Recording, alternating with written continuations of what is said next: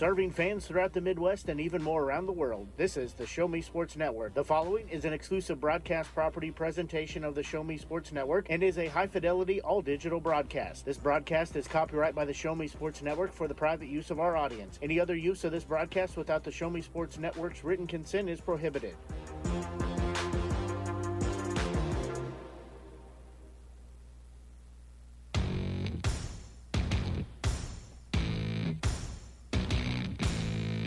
It's time for Hallsville Indians football on the Show Me Sports Network.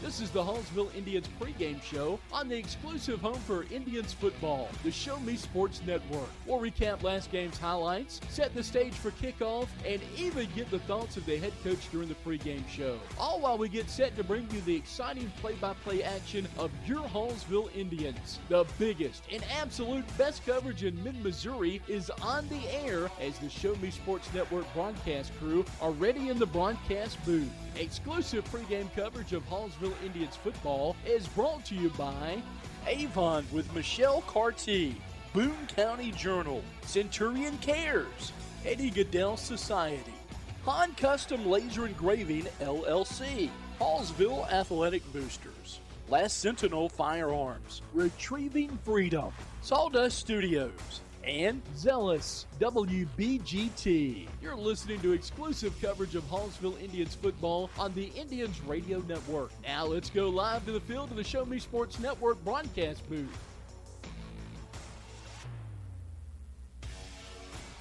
For the second straight week, it is the Hallsville Indians versus the Panthers, but this time the Centralia Panthers as Hallsville hits the road for the first time in what is a young 2022 season, and looking to build on what was a dominant Week 1 victory last week at home against Palmyra, 58-20. Welcome in, everyone. Hope you are enjoying your Friday night, and thanks for spending it with us on the Show Me Sports Network.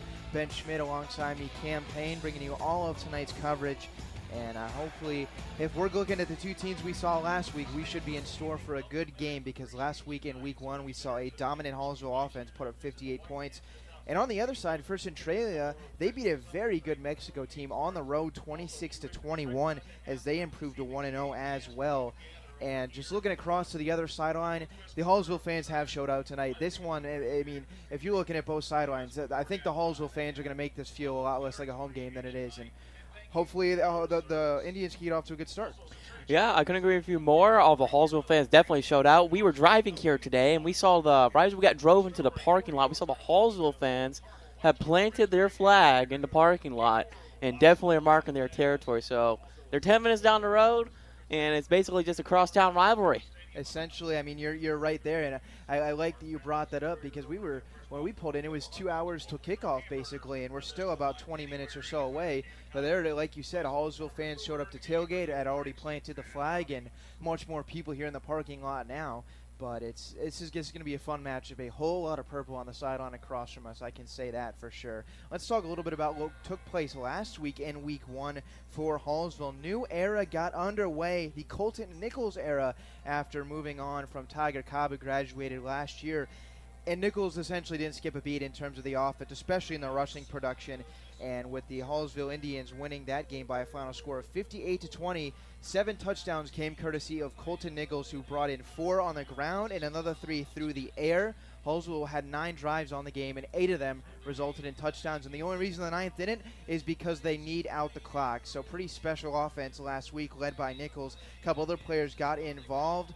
You had Layden Sievers record a receiving touchdown. Both of the Stinson bros, Xavier and Isaac, brought one in. Isaac had one heck of a catch on a toe drag in the back corner of the end zone last week, so hopefully we get that same sort of production again.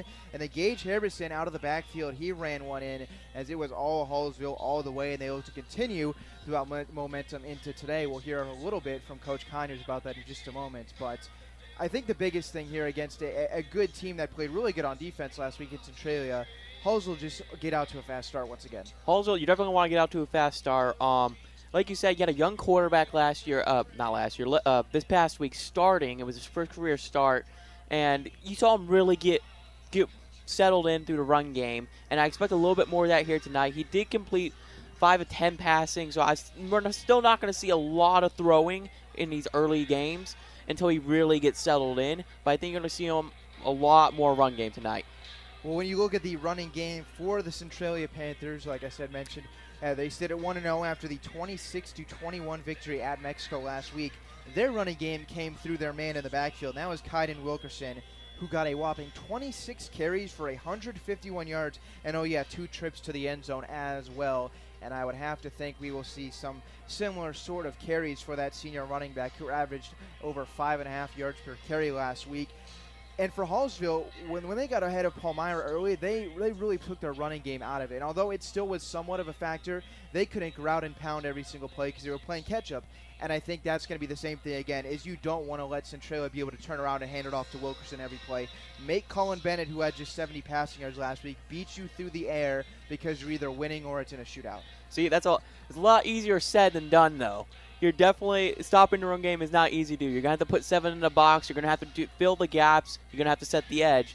And Hallsville's defense did come out a little bit shaky early in the game against Palmyra last week, I believe, giving up two touchdowns in that first half. And they got to do a lot better against the run, a little bit better against the pass. But I would expect a ground and pound game from both teams. It looks Wilkerson is definitely a bell count back. Getting 27 touches is what you want from a bell count back. Hallsville absolutely does the run game a little more read option as Colton Nichols shows off the speed last week against Palmyra. But it's going to be a fun game. You're going to see it's basically be one in the trenches against the D-line going against the O-line for both teams. I'm glad you bring that up because that's what I wanted to bring up next. The Hallsville offensive line, which has a lot of really talented players on it. You can look at DJ Larkin, an all-conference second-team member last year. Jaden Walters, first all-conference, second all-state last year, and then another second-team all-conference player in tight end Xavier Stinson, who they use as a blocker as well. That group of 5 to 6 players kept Colton Nichols really clean throughout the night. I actually don't even believe he was sacked by Palmyra at any point, outside of the couple rushing attempts that would have went backwards. And I think that's going to be a big key again against some good defenders on the other side for Centralia. Jesse Shannon had 6.5 tackles, 1 for a loss last week. Jesse Calbero had 6 tackles. Jack Romine with another 3, 7 for Braden Chilton. So these are guys that were making impacts near or around the line of scrimmage. And if we can see the Hallsville offensive line keep Colton Nichols not only upright, but give him the ability to scramble and buy time with his legs, I think we're in for some good sights on this offense for Hallsville. I think I couldn't have said it better. What Colton Nichols can do with his legs is absolutely special. It's another dynamic you can have in your offense where you got a quarterback that has the ability to rush and move around and do all kinds of sorts of things. But again, if you're Centralia, you're going to have to stop the run. You want Nichols to beat you through the air. He's still a young quarterback, his second career start, and he only completed 5 passes last week. That's going to be a key to game for Centralia on defense. Same for Hallsville on defense. They're going to want to basically make Centralia a pass-first team. You're going to have to stop the run on both sides. Well, you've heard about all you need to hear from us to get you ready for the game. How about we turn it over to the head coach of this Hallsville program? I'm sure he knows more than any of us about what we're about to see this evening. Don't go anywhere, because when we come back in just a moment, you will hear from Justin Conyers on both his team's dominant Week 1 performance and what is to come tonight as he sat down with us to hash a few of those things out. This is Ben Schmidt along with Campaign on the Show Me Sports Network. We will be right back. Running out of some of your favorite Avon products and haven't seen an Avon brochure in quite some time? No need to worry. Avon Independent Sales Representative Michelle Carty can help with your Skin So Soft makeup, jewelry, fragrance, and skincare needs. Avon now carries cleaning supplies, clothing, daily essentials, and several small LG electronic items. You now have the opportunity to shop online 24/7 and have your order shipped directly to your front door by shopping with Michelle at mcarty.avonrepresentative.com or find her on Facebook by searching Avon Carty.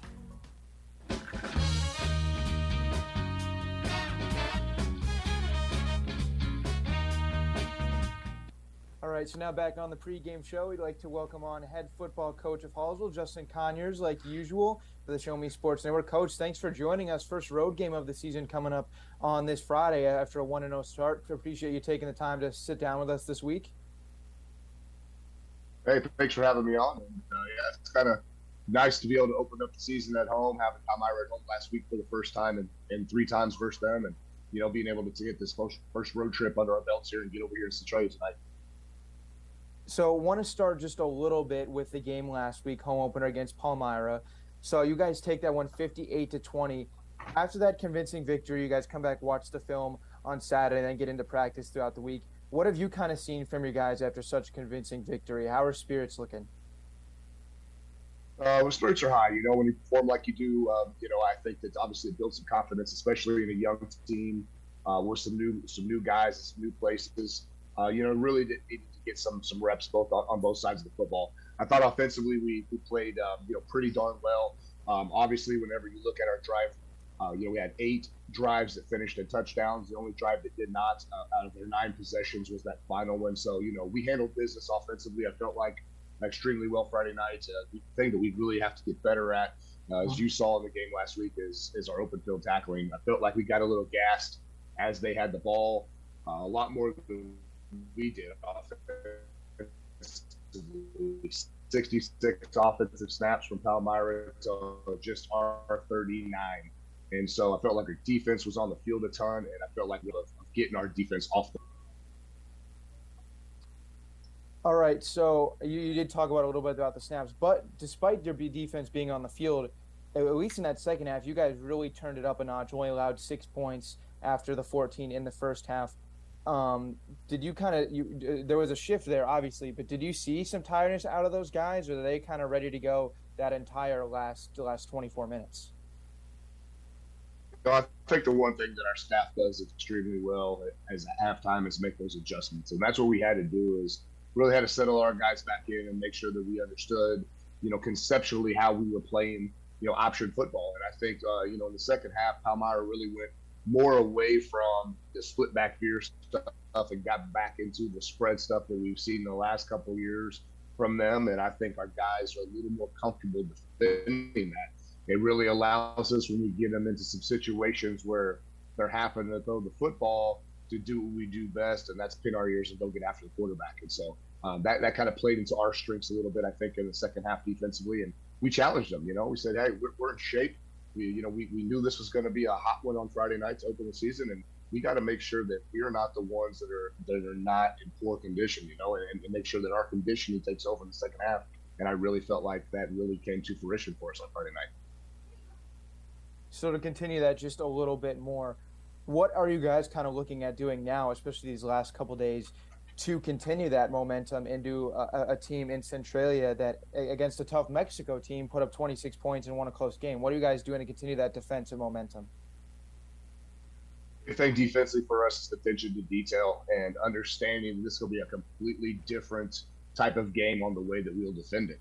You look at Palmyra last week, they came out and they tried to establish the split back clear, the traps and the counters versus us.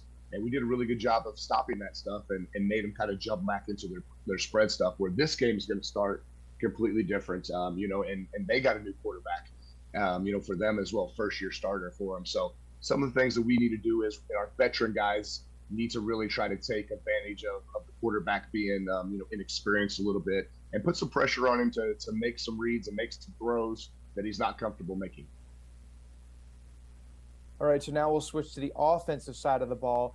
Obviously, still very, very early in the season. I mean, we played 4 quarters of football. But what does a 7-touchdown debut performance do for the confidence of your new starting quarterback in Colton Nichols for not only this week but beyond?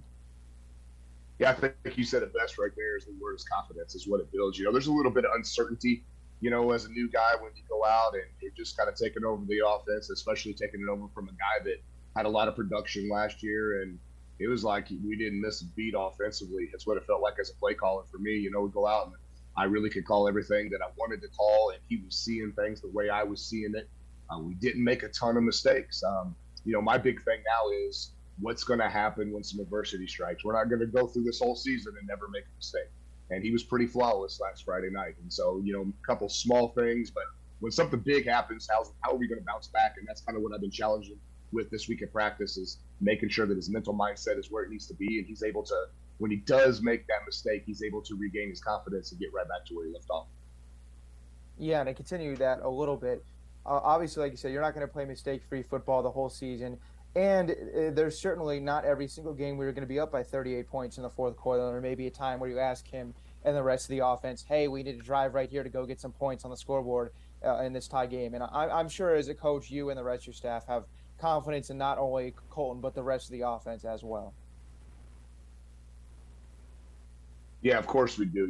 Like I was talking with you pregame last week, and it all starts up front for us. With 4 of our 5 guys back from last year, and the other 5th playing really solid for us last Friday night, that breeds confidence. That's where it all starts for us, is up front, and we can control the line of scrimmage.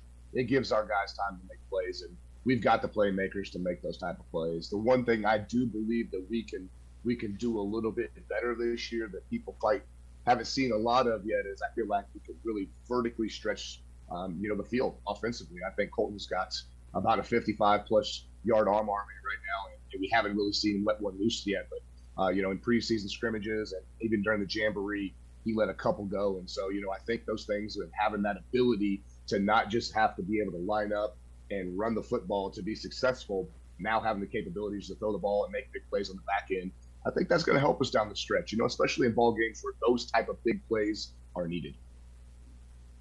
Now shifting a little bit more towards the upcoming week, tonight's week 2 matchup against Centralia.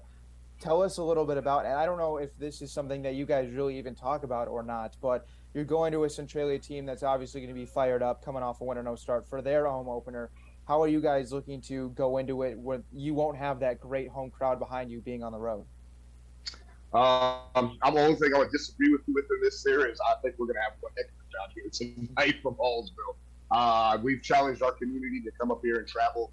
It's a whiteout game for us, and I honestly think that we're going to show up tonight. So I'm excited to see the crowd when we get out here on the field and as we take it, because I know our boys are going to be jacked. And you got to remember, these 2 communities are 8 miles away, so it's some people almost live closer to Centralia than they do to Hallsville. But the things we told our boys all week long is we just got to control what we can control, and that's us. That's our attitude and our effort. We've really focused even harder on our conditioning this week. The temperatures are not going anywhere. We've seen in the upper 80s and 90s all week long.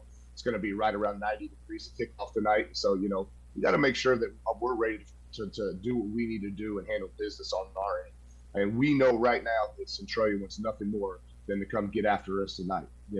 We got after them really well in week 2 last year. They played us extremely tough in that week 11 game in the district semifinal game and felt like they gave one away to us with our comeback victory that week. So I think that, we're going to get one of the best ball games out of the Panthers tonight that we've seen in the last 3 years. So you guys, like you mentioned, played in a really close game against Centralia the second time last year, the comeback victory, the 38-36, where you guys took it there at the end. How much you guys kind of looking at that film from last year? Because obviously it's 2 different teams now with different players, but how much you guys paying attention to that and trying to learn from that in order to not have to need to come from behind and win in this matchup? I think the film usage is huge. Really for us offensively, we don't get a whole lot watching the Mexico film just because you can't really see defensive assignment alignment, versus the flex bone, because that's not what we do offensively. So we watched a little bit of it just to capture the personnel of who they're playing where.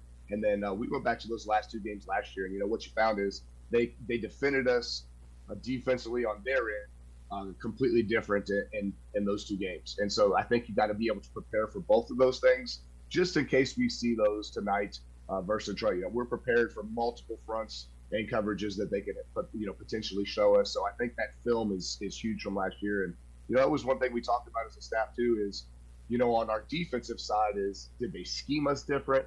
Or did we just not play well, and did they just flat out outplay us? And it was B. I mean, there was no different scheme. They attacked us the same. They flat out wanted it more than we did. And I told our kids that going into that football game, I never tell them that I'm a little nervous. I always say I'm anxious, but I was a little nervous out of our approach because I felt like we thought that early on 42-12 type victory was going to be the same thing that we were going to do when we walked out on that field, and they were just going to bow down to us. And I knew that wasn't going to be the case. So before we wrap this things up, talked about this week of practice already a little bit. Have there been really any standouts in practice that you like going into the game, or has it just been a lot of guys that look really good? What's kind of your thoughts as a coach from what you've seen?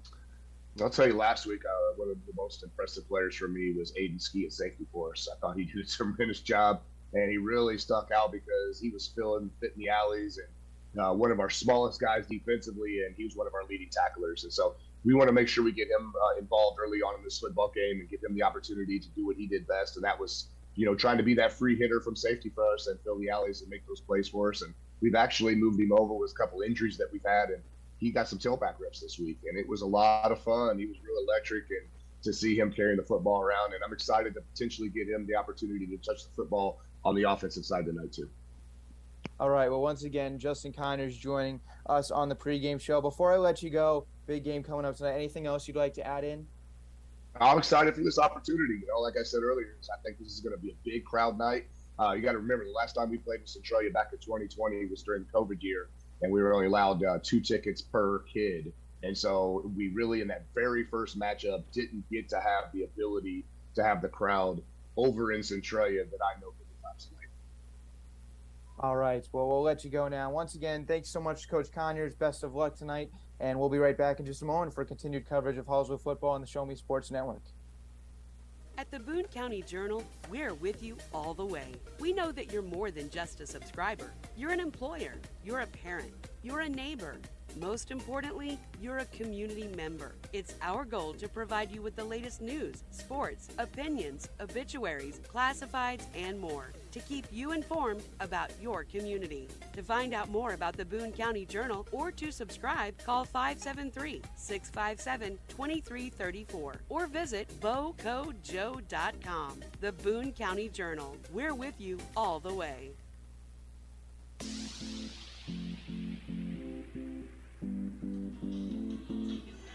It is just about time for football here in Centralia, Missouri. Hallsville and Centralia just moments away from getting things started on a beautiful Friday night. We had some rain earlier in the morning, but that has gone away. There's even a slight breeze. You and I can't really feel it here in the booth, but I can tell you it's out there, and it should be a really good night for football. And time for final word here on the pregame show Benchmade campaign. Thanks once again to you for spending your Friday night with us on the Show Me Sports Network. And captain's just about ready to head out onto the field for the coin toss. We'll see who's getting the ball first. Kim, any final thoughts before we get into this heavyweight matchup? If you're listening here and you're wondering what the key matchup is for this game, it's going to be one in the trenches and in the red zone. Who wants it more? Who's going to stop the rock? Who's going to pound the rock? That's the matchup you're looking for. Well, as we speak, the captains for the Hallsville Indians are heading out to midfield for the coin toss. We'll stick right here to see what the call on that is, and then we'll head to break. Yeah, I think that's a good point, and I just think the continued development of Colton Nichols, their quarterback for Hallsville, will be a big, big key to this ballgame. Speaking of Nichols, he is out there on the field. He is one of the captains for this Hallsville Indians team tonight. Also out there, Harrison Fowler. He's not playing tonight, but he is out there in shorts with the jersey on, and then there's 2 other captains as well that I cannot see because they are blocked by members of Centralia. But regardless, it is coin toss time. We've got the all-white uniforms with the purple numbers for Hallsville and the all-black with the white letters and numbers for Centralia. Kind of similar uniforms to Centralia that we saw last week for Hallsville with the all-black. And I have to say, I think Hallsville's all-white uniforms are looking pretty clean, especially when you look at Colton Nichols with the all-white socks as well. I mean, I think those are my favorites so far that we've seen. I think he went to the team manager and said, "Hey, man, I need my drip game to look a little bit nicer tonight." It's kind of they're 8 minutes down the road, but it's a rivalry game, man. Well, like I said, it is time for the coin toss, and I believe that the Centralia team is going to defer. They're going to kick, and we will see in just a moment. Regardless, we don't need to keep you here to figure that out. You'll be able to tell in just a moment who has the ball first. That's going to do it for us here on the pregame show, and when we are back in just a moment, it is time for kickoff. Centralia and Hallsville 1-0 versus 1-0 on the Show Me Sports Network. Don't go anywhere. We'll be right back.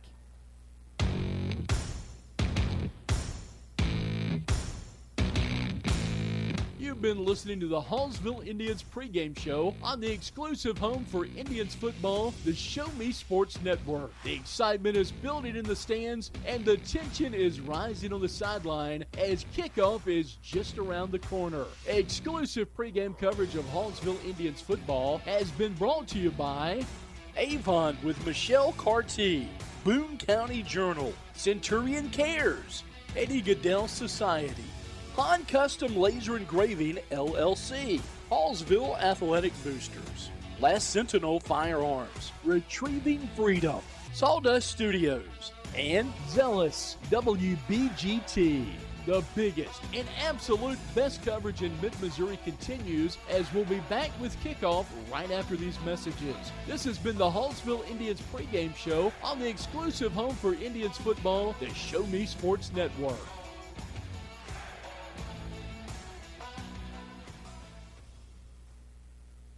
At Centurion Cares, for more than 3 decades, their focus has been on exceeding customer expectations for contact center software solutions. Their innovative communication solutions include utility interactive voice response software that allows for smart communication features that let your utility deliver superior customer service 24/7. They also provide other streamlined services like automatic call distribution, automated customer callback, reporting, and quality assurance. To find out more about how Centurion Cares can help your business, call them at 727-421-5300 or look them up online at centurioncares.com. Centurion Cares, innovative communication solutions.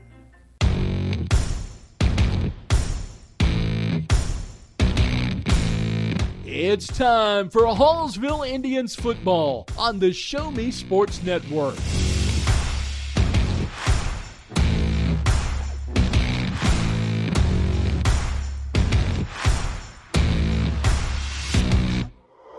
This is Hallsville Indians football on the exclusive home for the Indians radio network, the Show Me Sports Network. Exclusive play-by-play coverage of Hallsville Indians football is brought to you by Avon with Michelle Carty, Boone County Journal, Centurion Cares, Eddie Goodell Society, Han Custom Laser Engraving LLC, Hallsville Athletic Boosters, Last Sentinel Firearms, Retrieving Freedom, Sawdust Studios, and Zealous WBGT. The biggest and absolute best coverage in mid-Missouri is on the air as the Show Me Sports Network broadcast crew are ready in the broadcast booth for kickoff.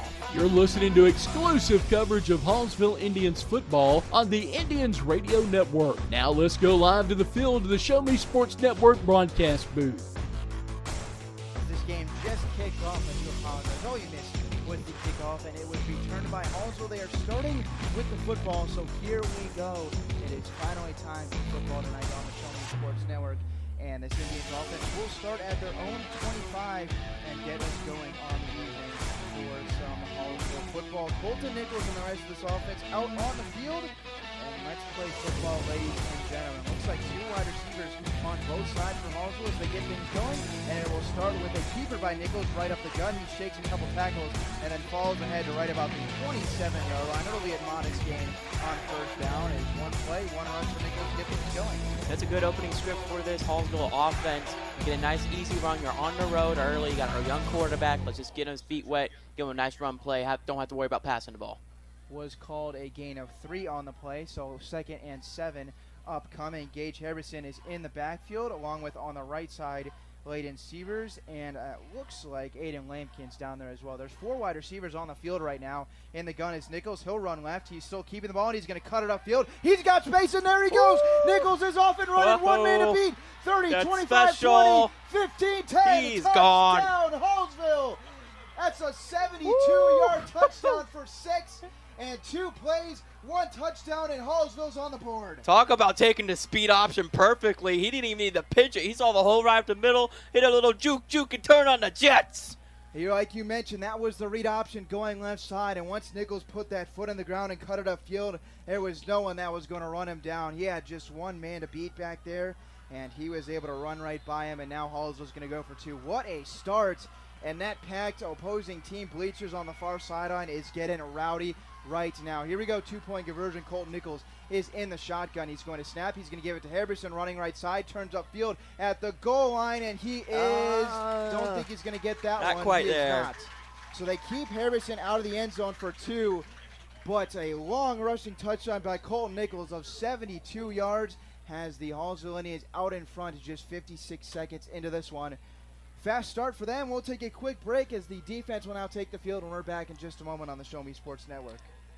Running out of some of your favorite Avon products and haven't seen an Avon brochure in quite some time? No need to worry. Avon Independent Sales Representative Michelle Carty can help with your Skin So Soft makeup, jewelry, fragrance, and skincare needs. Avon now carries cleaning supplies, clothing, daily essentials, and several small LG electronic items. You now have the opportunity to shop online 24/7 and have your order shipped directly to your front door by shopping with Michelle at mcarty.avonrepresentative.com or find her on Facebook by searching Avon Carty. In today's world, injury prevention is at the top of everyone's list. However, heat-related occurrences get routinely overlooked. Zealous WBGT puts that front and center. By using cutting-edge formulas and technology, Zealous WBGT streamlines and simplifies obtaining and documenting wet bulb globe temperature readings. With a simple touch of a button, you can check WBGT anywhere in the world, receiving alerts when the WBGT goes over the threshold you select. Join the stress-free way to protect student-athletes, employees, and overall operations from extreme heat by downloading the free Zealous WBGT app today. Save time, save money, save lives with Zealous WBGT.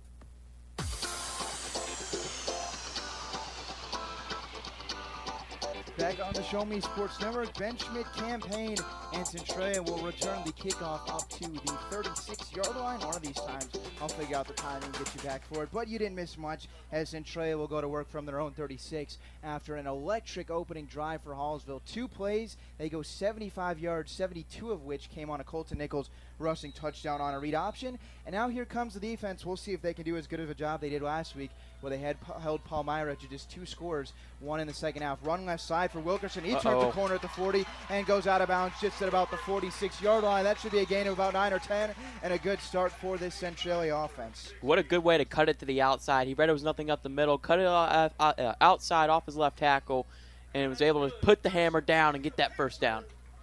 They do roll it a first down on a nice run there by Wilkerson. Roll him up to the 47-yard line, so that's a gain of 11. And Wilkerson showing why he had 151 on the ground last week and over 5.6 carries. So once again, they'll go shotgun formation. 2 wide receivers on the right, along with 1 on the left for Centralia. Bennett takes a snap. He will give once again to Wilkerson, who goes right up the middle, hits a wall of Hallsville defenders. He's going to pick up about 2 yards on the play, as he was met by multiple different members of that Indians defense, led by Garrison Ballard at the linebacker position.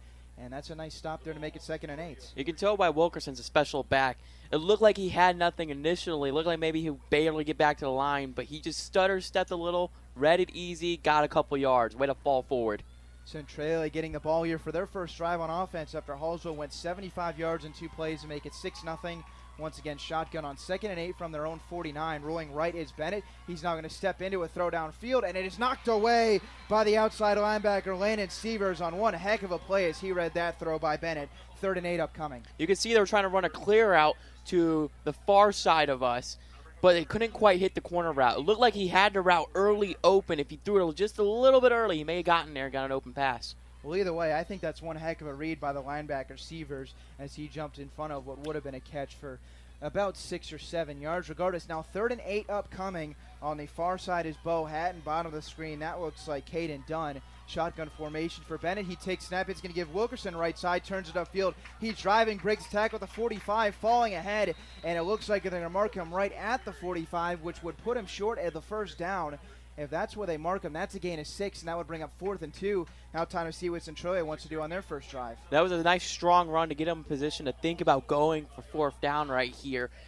As we saw Wilkerson put a hand on the back of his lineman and he's just being patient, guiding the block, and it was just beautiful to watch. Well, Centralia is going to go for this one at the Hallsville 45-yard line. 4th and 2, just over 9 minutes to go in this first quarter. Hallsville leads 6-0. Coming out onto the field for this play is Caden Dunn, sporting the bright pink gloves. And shotgun formation upcoming for Colin Bennett. He's got the running back Wilkerson directly behind him. Bennett will take the snap from right at the 50. 4th and 2, here we go. It's going to be a give right up the middle. Wilkerson, he's got the first down and more. He's driving ahead all the way up to about the 31, 32-yard line. A fumble. Ball might have came out. Let's see where they rule it. Hallsville thinks they has it. It's a dog pile, still looking for the call on the field, and Hallsville has got that football. They got it. That's a fumble after the first down was picked up by Wilkerson, but he puts the ball on the carpet, and Hallsville will take over at about their own 35. That was a great play by our Hallsville defenders right there. Wilkerson was fighting for the extra yards, and as he was getting gang tackled, one of them came in there with a peanut punch Just what you're taught on defense to do. It was a dog pile down there, so we don't even know who recovered the football, but that's not what matters. What matters is Hallsville's going to take over from their own 35-yard line. We're going to score another touchdown here. So if it's anything like the first drive, we should be in for a quick score. And it looks like the new quarterback this season, Colton Nichols, is ready to go. 2 wide receivers on the right side along with 1 on the left. That's Severs and I believe Lampkins lined up together. Pistol formation with the running back Gage Harbison in the backfield. Now we're ready to go. Ball is put down. 6 blockers on the play for Hallsville as Nichols will clap the hands, take the snap, and he will give it right up the gut to Harbison. Breaks a tackle and spins, falling ahead to about the 38-yard line. That'll go down as a modest gain of 2 yards on the run right up the middle for the senior running back. You could just see the patience along the D-line. They filled their gaps, and they just made sure to just close up and get guys from the linebacking core to get the tackle. So it looks like it's going to be marked as 2nd and 8 from the 38-yard line. Hallsville just getting set to run their 4th offensive play of the game. They lead this one 6-0 with 8:29 to go. Just getting the ball back after a Wilkerson fumble on the other side for Centralia. Pistol formation, and the snap is taken by Nichols. He's going to immediately throw left side. That's caught first down, and then falling ahead, spinning his way up to about the 48-yard line. I'll get you that name in just a moment. It was far sideline. That's going to be a first down for the Hallsville offense, and that's going to be Isaac Stinson on the catch out of the far left sideline. That's going to move the chains. That's a great play call right there. Nice little hook route, not too deep of a pass. Nice 7-8 yard, able to get at the chains. That'll be the first reception of the game for anyone on Hallsville, and they mark it as a gain of 10. So almost to midfield now is Hallsville looking to double up their score. They currently lead 6-0. Now shotgun formation, running back to the left of Nichols. He will take the snap and then running to the right side. Nope, Nichols keeps it left side. He will shake, break a tackle, and then will spin his way to about the 49-yard line of Centralia. Should be a gain of about 3 or 4 on first down. That was a nice read there by Nichols. If he gave it to the back, it looked like it was going to be bottled up. Just a nice way to get some positive yards off of a not successful play. Well, really, if you look at the rushing attack from Hallsville so far, they had the 72-yard rushing touchdown by Nichols, but they've been able to hold them to 3 or 4 on pretty much every other rushing attempt. Really, the only other chain-moving big play for Hallsville so far was the 10-yard reception a moment ago by Isaac Stinson. Nichols is going up to the line, calling out signals to his lineman. Looks like a different running back there for Hallsville. I'll get you that name in just a moment. Nichols is going to roll to his right as he takes a snap. He's going to set up, throw right side, and it is diving play to the interception. It is an interception, and that's going to go the other way for Centralia on a diving play. Now a flag is called. I think too many members of the Panthers came on the field, but regardless, that's going to be a turnover. Great read by Jesse Shannon. He read that, cut the route, and got a pick. Laid out there, and the ref was right in front of it to see whether or not he got the hands under the football, and Shannon did, and that's going to be the first pick thrown by Nichols on the season and the first turnover for this Hallsville offense. If the play stands, the flag did come in late, but I believe it came after the interception, which would mean Centralia ball, and that looks like what's happening. You know, Coach Connors touched on it in the pregame interview. What is Colton Nichols going to look like next time out after a little bit of adversity? It's his first interception of the season. Right now, we're going to have to see Centralia on offense first before Colton Nichols can get back out there. Interception is ruled, as you can hear the crowd in the background going crazy, and Centralia will now take over, waiting to see where the ref marks the football. As you said, Jesse Shannon making the diving interception as Nichols was trying to throw the out route, and it looks like the flag would have been on Hallsville because they're moving it into Hallsville territory. Centralia will start at their 43-yard line. Nice little opening series. We've only had one long score. Both teams have some successes on the ground, but turnovers just killed off some nice drives for both teams. So here we go. Colin Bennett back out there on offense after the fumble on the last drive. Give right up the middle and then falling ahead for a couple-yard gain on first down for Centralia. That's not Wilkerson back there. That is actually number 23, Braylon Whistler, as he gets the carry instead of Wilkerson. Don't know if that's because of the fumble, but we get to see a couple-yard gain of 5 on first down as starting at the 43-yard line of Hallsville is Centralia for their second drive. Whistler still in the backfield. Here we go, pistol formation. Whistler right behind his quarterback, Bennett. He'll give once again and then met immediately. Ball might have come out again. There's another dog pile for it. I think Centralia held on to it. Yep, they did. The quarterback, Bennett, went in there at the very end, made it sound like he had fumbled the football. Hallsville's thinking this actually theirs. DJ Larkin has the football, and they are going over and over. That's a fumble. We are having a nice, fun time. Fumble, interception, fumble. DJ Larkin came out of that pile with the football and made his claim, and they're going to give the football Hallsville's way to a second straight drive that ends in a fumble for Centralia. Interesting to have Whistler out there as opposed to Wilkerson, because that led to a fumble. Well, now both running backs have fumbled, and we'll see now what Colton Nichols and this Hallsville offense can do for the third time. And it looks like a timeout is going to be taken before we get this drive, as a lot is happening here early. We had the long touchdown and now a couple turnovers. We have a quick break coming up. We'll be back in just a moment on the Show Me Sports Network. Hello, Blake Gazaway here with the Show Me Sports Network. I've had the opportunity to have some amazing calls, including overtime touchdowns, walk-off home runs, and buzzer-beating baskets. But I've answered another call. That's to serve my community as a volunteer firefighter. Stop and think what would happen if your home or property caught fire and no one was there to put it out. Every day, volunteer firefighters not only save lives and property, but also respond to other emergencies. Nearly 2/3 of our nation's fire departments are manned by volunteer firefighters. And because of this, we simply need more volunteers to step up and answer the call. Stop by or contact your local fire department and see how you can become a volunteer firefighter today. I answered the call to serve my community. Will you?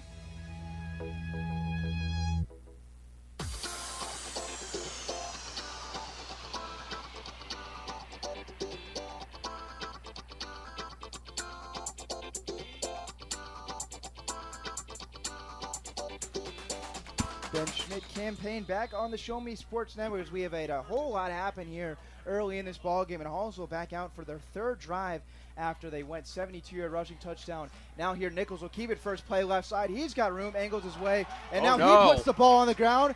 And out of bounds? Did it go out of bounds? I think it did, and that may save Hallsville from a second straight turnover. That's just a late pitch there by Nichols. Unfortunately, I couldn't tell if he fumbled it or tried to pitch it, but it looked like it was just a late pitch and the running back wasn't ready for it.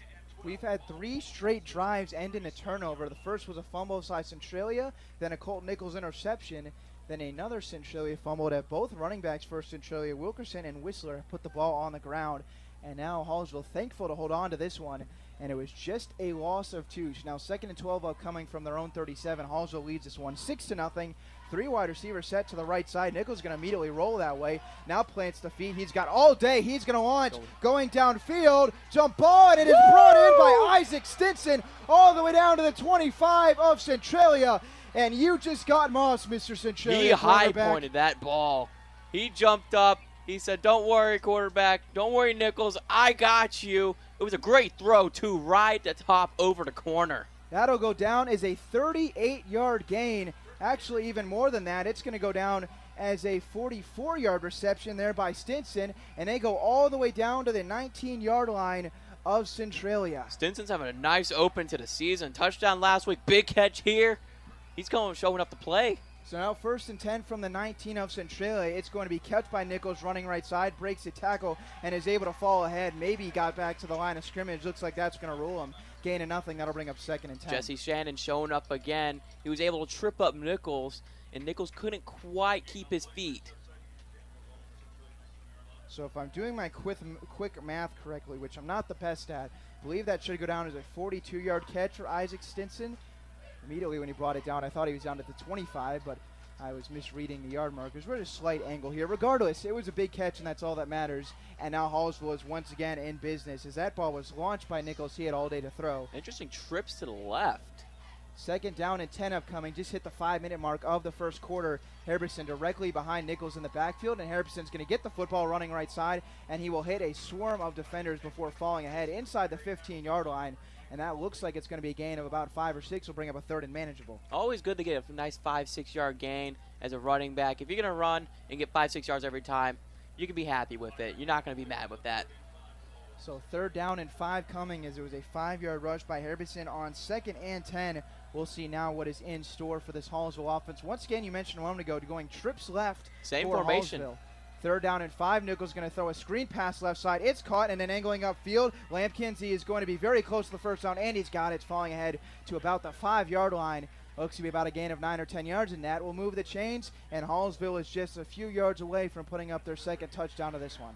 I like running the same formation, but you get a different play out of it. You get a nice little inside zone to the right, and then you get a screen pass out to the left here. I like that. 1st and goal at the 5-yard line for Hallsville. Landon Sievers and Aiden Lampkins are on the right side. Isaac Stinson, who had the 42-yard grab on this drive, on the left. It's only one corner on the outside to the bottom. Hallsville's got Colton Nichols back there in the backfield, and it looks like a different running back out there. That's Aiden Ski. He gets the ball and then will fall ahead close to the goal line, actually close to about the 4-yard line. Looks like a very small gain. That's running back and safety. Aiden, and as Coach told us on Wednesday, they just go by the last name Ski for him. It's got to be a fun nickname. Hey, Ski in practice. So we'll see if he gets the carry once again. It's going to be ruled as no gain on first down, so 2nd and 5 come the 5-yard line upcoming. Just under 4 minutes to go. Hallsville scored on their first drive of the game. We've been trading turnovers since.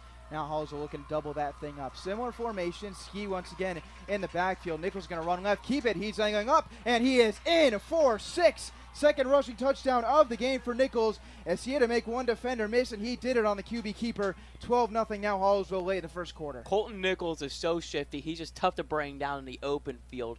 And good way for him to bounce back after the adversity with the interception, with the fumble. But they were able to keep possession of that fumble.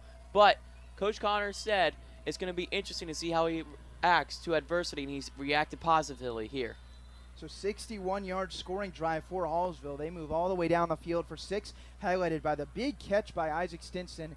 And now Hallsville once again going for 2, as they've done in every scoring drive so far this season, trying to make this a nice 14-0 score here, as Nichols will yell out the signals to his offensive line. 2 men in the backfield next to Nichols. He's going to run it right. He will then flip it late to Ski, trying to angle his way, and he is kept out of the end zone on a nice tackle, like you mentioned, by Jesse Shannon. He is showing up in the stat sheet tonight. He's got another second tackle for loss. So Hallsville kept out of the 2-point conversion once again, but they do get 6 on Colton Nichols' second rushing touchdown of the game. Now we'll see if the defense can keep Centralia off the scoreboard once again when we're back in just a moment on the Show Me Sports Network.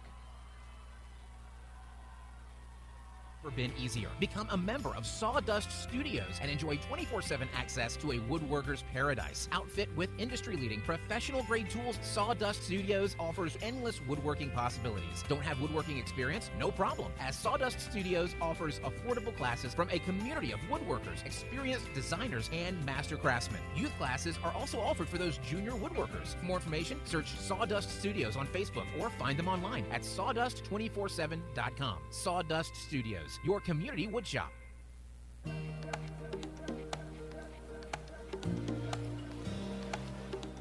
Back for Centralia drive number 3 coming up on the Show Me Sports Network. Ben Schmidt campaign. Thanks for spending your Friday nights.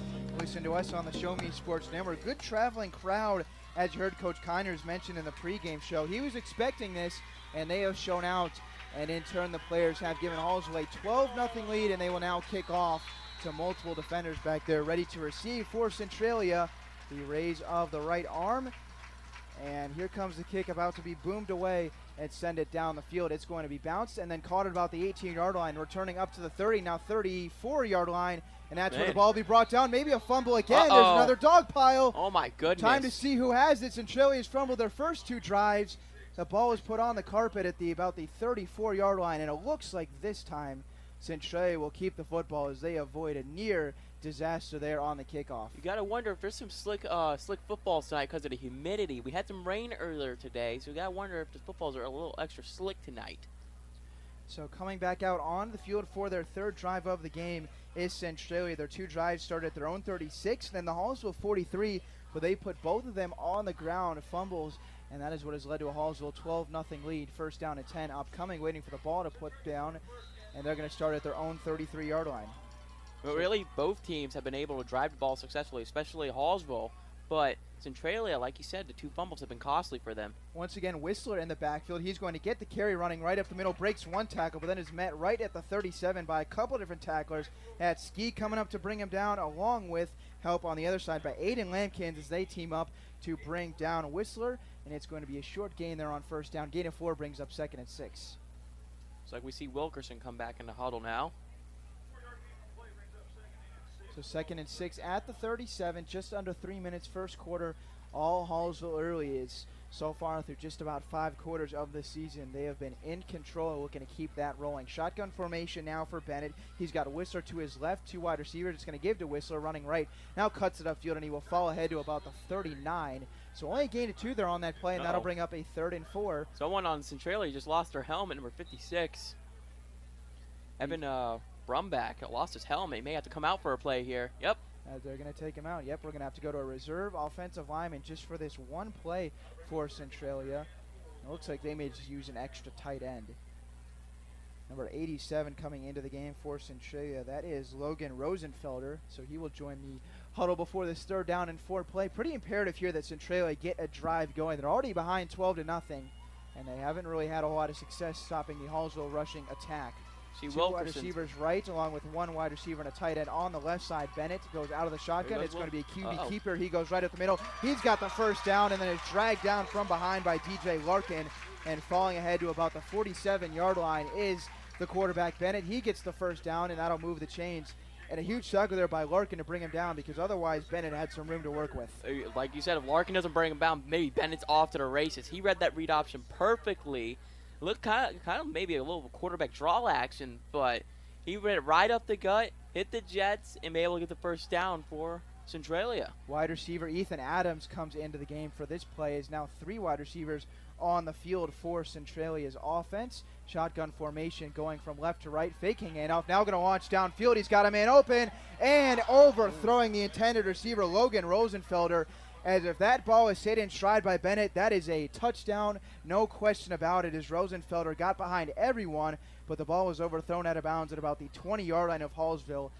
Sigh of relief, I'm sure, for the Indians, because that honestly should have been 6 for Centralia. That should have been 6 for Centralia. It looked like they were running a 4 verts concept. Really, both receivers on that side ran streaks, and Bennett just missed him. As quarterback, you want that throw back so bad because he was wide open. Difference between a 53-yard touchdown and an incomplete pass right there. Now 2nd and 10 upcoming from their own 47 for Centralia. Give running right side. That's Whistler. He turns the corner. He's got the 1st down, and he's still running. Now bounce outside, sideline. There he goes. Speed. He's got 1 man to beat, and he is going to be brought down just at the last minute by Aiden Lampkins. That saves a touchdown for now. That's going to be a gain of about 40 yards or so on the run right side by Whistler, and the reserve running back is doing some work right there. That'll go all the way down the field, and that was even with Whistler right there as Kyden Wilkerson came back into the game for that carry, and that'll go all the way down to the 8-yard line. Huge run right there of 44 yards, and now 1st down and goal upcoming for Centralia. Great run by Wilkerson. He was able to break it outside. Looked like he had the edge, but great hustle play for Hallsville to get him out of bounds. So Aiden Lampkins, one of the linebackers, kept them out of the end zone. 1st down and goal from the 8. It's going to be give Wilkerson, and he will go into the end zone on a dive. Great response. We're going to wait and see. They might have not actually gone in. Nope, they rule him down at the 1-yard line. Crowd and coaches reacted like that was a touchdown. Instead, it's a gain of 7, and now we'll have the ball at the 2-yard line is where it's spotted. 2nd and goal, far sideline from the 2. Centralia looking to punch it in for the 1st time tonight. Centralia really needs to get a score here. They're down 2 scores right now. If they get a score, they're right back in this thing. And we're only about 50 seconds away from the end of the quarter. Looks like we're going to have 3 wide receivers on the play. That's Matty Robinson, and then a couple of big guys, Logan Rosenfelder. And here we go. 2nd and goal from the 2. Give Wilkerson, and he is hit in the backfield. Nice play blowing that up. I believe that was DJ Larkin who got in there. And that's going to keep him out of the end zone. Nope, that was not Larkin. That was number 13, Xavier Stinson. And a great tackle there to keep keep Wilkerson out of the end zone. And that's a loss of 1 on the play. 3rd and goal from the 3 upcoming. That's a good way to shoot the gap and stop the running back right in his tracks. That's what you want to do right here on the goal line. 14 seconds left in the quarter. Centralia does not have to snap the ball here. They might just take this to the 2nd quarter. I don't think they will. They have just now breaking the huddle with 5 seconds left. We'll see what they gotta elect to hurry. do. Bennett's going to go in the shotgun formation. He claps the hands. They get it off. He'll keep it. Then he drops the ball. He falls on it. It's a dog pile now. Hallsville signaling like they have it. Let's see what happens here. Refs coming in trying to sort this ball out. Looked like Bennett fell on it, and he did fall on it, so they keep the football. But back-to-back losses on a play that Centralia didn't even have to run.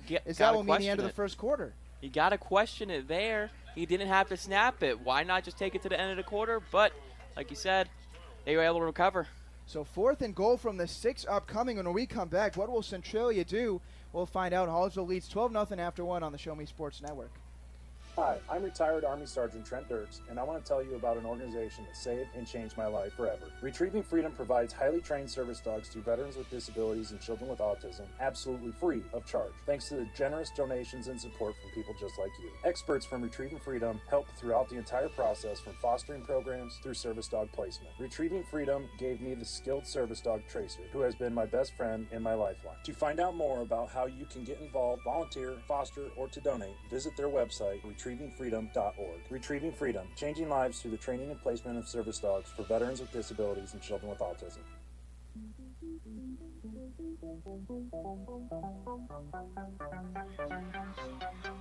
Back for the start of the second quarter on the Show Me Sports Network. Hallsville leads this one 12-0, and a gigantic play upcoming as it's going to be 4th down and goal from the 6-yard line. Centralia just avoided disaster a moment ago when they ran a 3rd down and goal play from the 3-yard line as the clock ran out in the first quarter, and their quarterback Colin Bennett put the ball on the ground. Luckily he was able to fall on it to avoid a 3rd straight fumble, but now they lose 3 yards, and after having 2nd and goal from the 2, they're looking at 4th and goal from the 6. Who knows what they'll call right here. 2 wide receivers on the play, 6 men on the line of scrimmage, and a running back in the backfield. That's Wilkerson. Huge play. Here we go. 4th down and 6. Raise of the leg by Bennett. Running back going in motion. And now it's going to be kept. Throw end zone. He's got a receiver, and it's caught for the touchdown. And that will be the first one of the game for Centralia. Looks like number 2, Jack Romine, was able to bring that in, as Bennett was able to suck everyone in on the fake to Wilkerson and then pull the ball and deliver it to Romine on the money for 6. That's a great play call and design right there by Centralia for their first touchdown. Beautifully executed seam route there. Able to lay it up for Bennett was able to lay it up for his guy. Almost kind of like a little basketball shot. My guy's taller than your guy, and he went up and got it.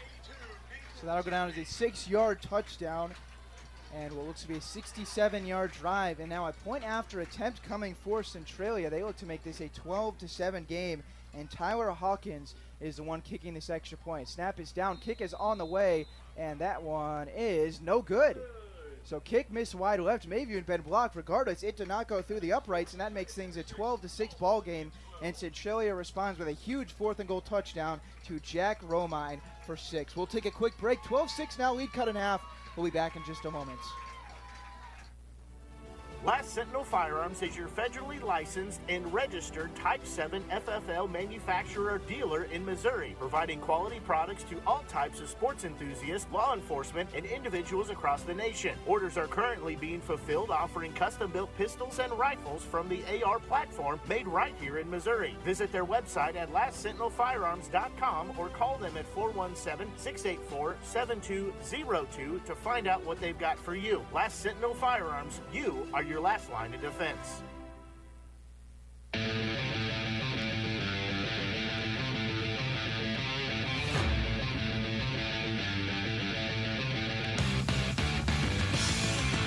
Back on the Show Me Sports Network, Ben Schmidt campaign. And we barely had time to catch our breath here, just 4 seconds into the second quarter, as Centralia cuts the lead in half, 12-6. And there's been a whole lot of action so far in just about 12 minutes of play, trading touchdowns and turnovers. And we finally saw an extra point attempt by a kicker this season. It didn't go well. It did not go well. That's why they're not but kicking them. a little luck to the kicker finally for actually getting a chance to actually kick a field goal. So here comes the kickoff for Centralia. It is booted away and back deep to receive it. That looks like Stinson running up, catches at the 20, and goes right side. That's actually Harbison, and he spins, following his way to about the 34-yard line of Hallsville, and that is where this offense will go to work. They've had 2 drives. 3 of them have resulted in touchdowns, both on the ground to Colton Nichols, and that makes things a 12-6 ball game just starting the second quarter. Yeah, you mentioned they've had some success. They had a nice long touchdown run by Colton Nichols to start the game, 72-yard rushing touchdown. And he had another stand-up rushing touchdown, but it was a lot shorter, right around 2 yards.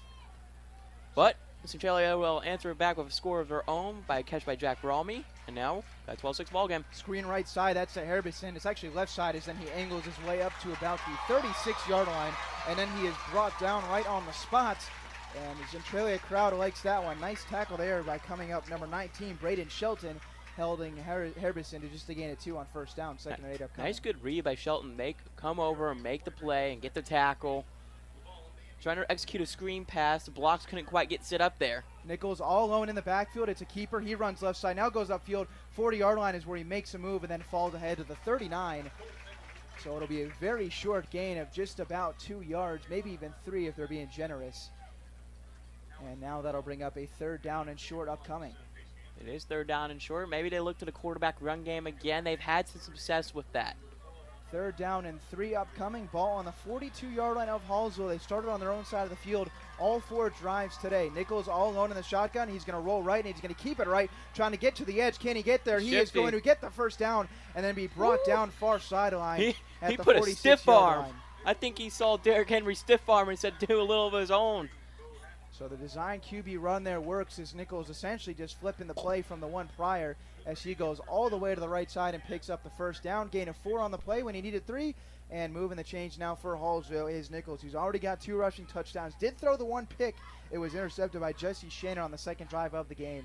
But now we're set, ready to go as Hallsville looks for their 3rd scoring drive in 4 attempts. 2 wide receivers on the left side, Landon Sievers and Aiden Lampkins. Gage Harbison is in the backfield along with Isaac Stinson on the other side. It's going to be a give to Harbison running right up the middle where he is met almost immediately. I think he's going to get maybe a yard there if he's lucky on the play. Very short run. That'll bring up down to 2nd and long. You pointed out earlier, Ben, Harbison has not had a lot of running room. The only real success Hallsville has had running the ball is with Nichols in a quarterback run game. Maybe it's something they're trying to do to wear down the Centralia defense, and maybe Harbison can get some yards later in this game. Under 10 minutes to go in this first half, it was just a slight gain of 2 on the 1st down run, and now everyone for Hallsville looking over towards the sideline for the 2nd and 8 play call upcoming as Hallsville marches their way towards midfield. First time they go in this direction all game. Nichols is going to throw a screen right side. That's Lampkins. He's got it. He's got a couple blockers ahead as he moves his way up to about the 47-yard line. He put the ball on the ground. It's another dog pile. Who has it? Waiting for a signal, and that's going to be Centralia football. Lampkins fumbled it. It was brought out of the pile by Seth Hayskamp, and Centralia turns it over for the 2nd time in 4 drives. Hallsville turns it over for the 2nd time in 4 drives. Centralia will take over. It's a lot different than last week. You went out and scored on 8 of your 9, and now you've turned it over on 2 of your 4. Hallsville's struggling to hold on to the football. It's not like they haven't had success on offense. They have. They're just turning the ball over right now. So it was going to be about a gain of 4 until the ball was put on the ground by Lampkins on the screen, and now that's where the Centralia offense will start at their own 48-yard line. If they go just 52 yards, they can knot this game here in the 2nd quarter.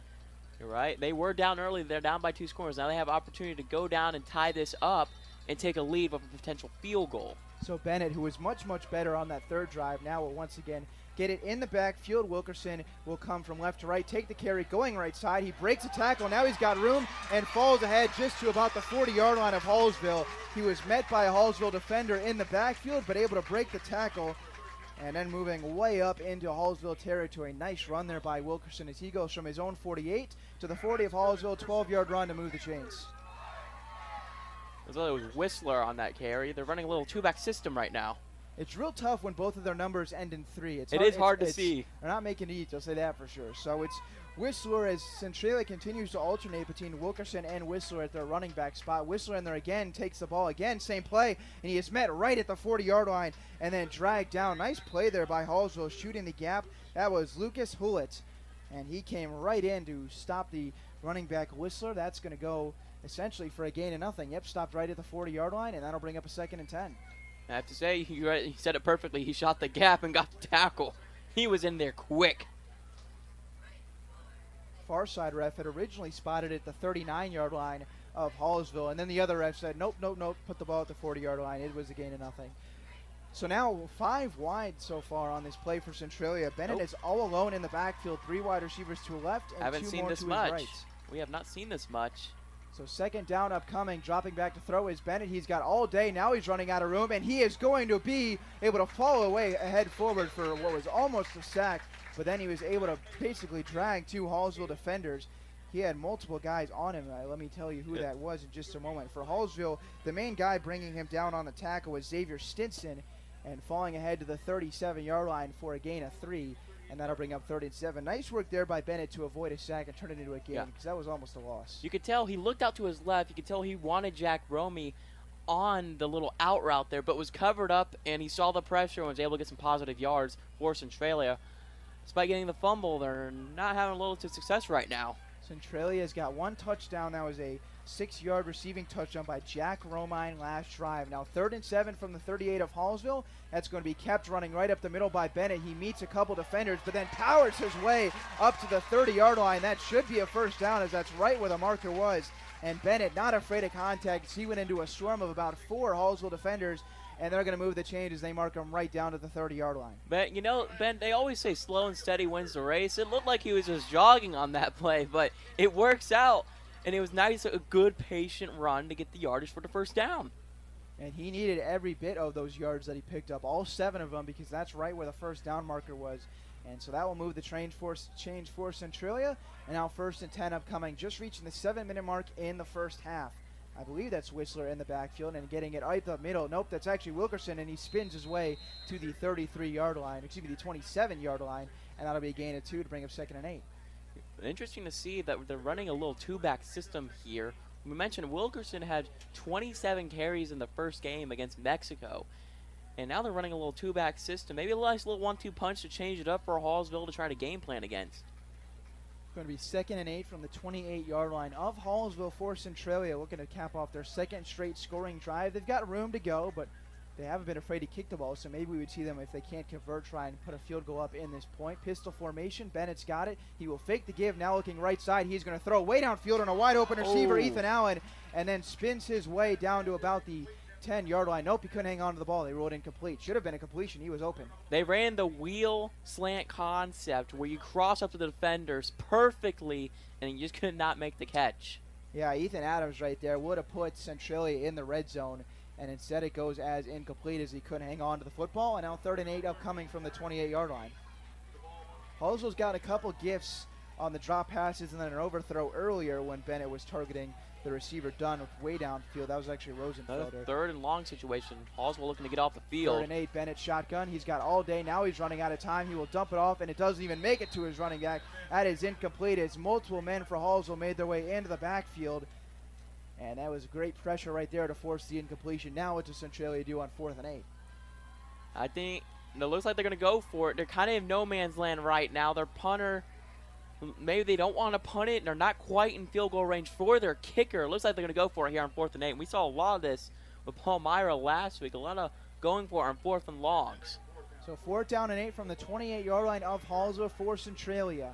2 wide receivers split out to the right side along with 2 on the other side. So 4 in the play, 4th and 8. Bennett back to Dratz. He's looking left all the way. Now he's running out of time, being chased by Sievers. Now rolls right. He's got a chance to run. He's going to then throw end zone, and it's incomplete. He had a receiver there. Looked like he was going for Bo Haddon in the corner of the end zone. If he hangs on, that's 6. Instead, it goes off the hands on what was an incredible job by Bennett to extend the play. And another break for Hallsville, and Centralia is kept off the scoreboard. Great read by Bennett, though, recognizing his man was open in the end zone. Well, flag is down on the play, and the Centralia offense is still on the field. That was 4th and 8, but now the referees are having a discussion to see what the ruling is here. Both quarterbacks are on the field right now. Bennett's still out there, and then for Hallsville, Nichols has come about halfway out on the field. It was an incomplete pass dropped by Bo Haddon in the end zone, who had a touchdown last week, and now we have to see what the ruling is. Yeah, it looks like Bennett's coming off the field. Yep, that's going to be a turnover. Good for Hallsville as they force the incompletion. But that was an incredible work there by Bennett, who rolled out left, then reversed direction, came all the way to his right, and put the ball right on the money to Bo Haddon for what should have been 6 points.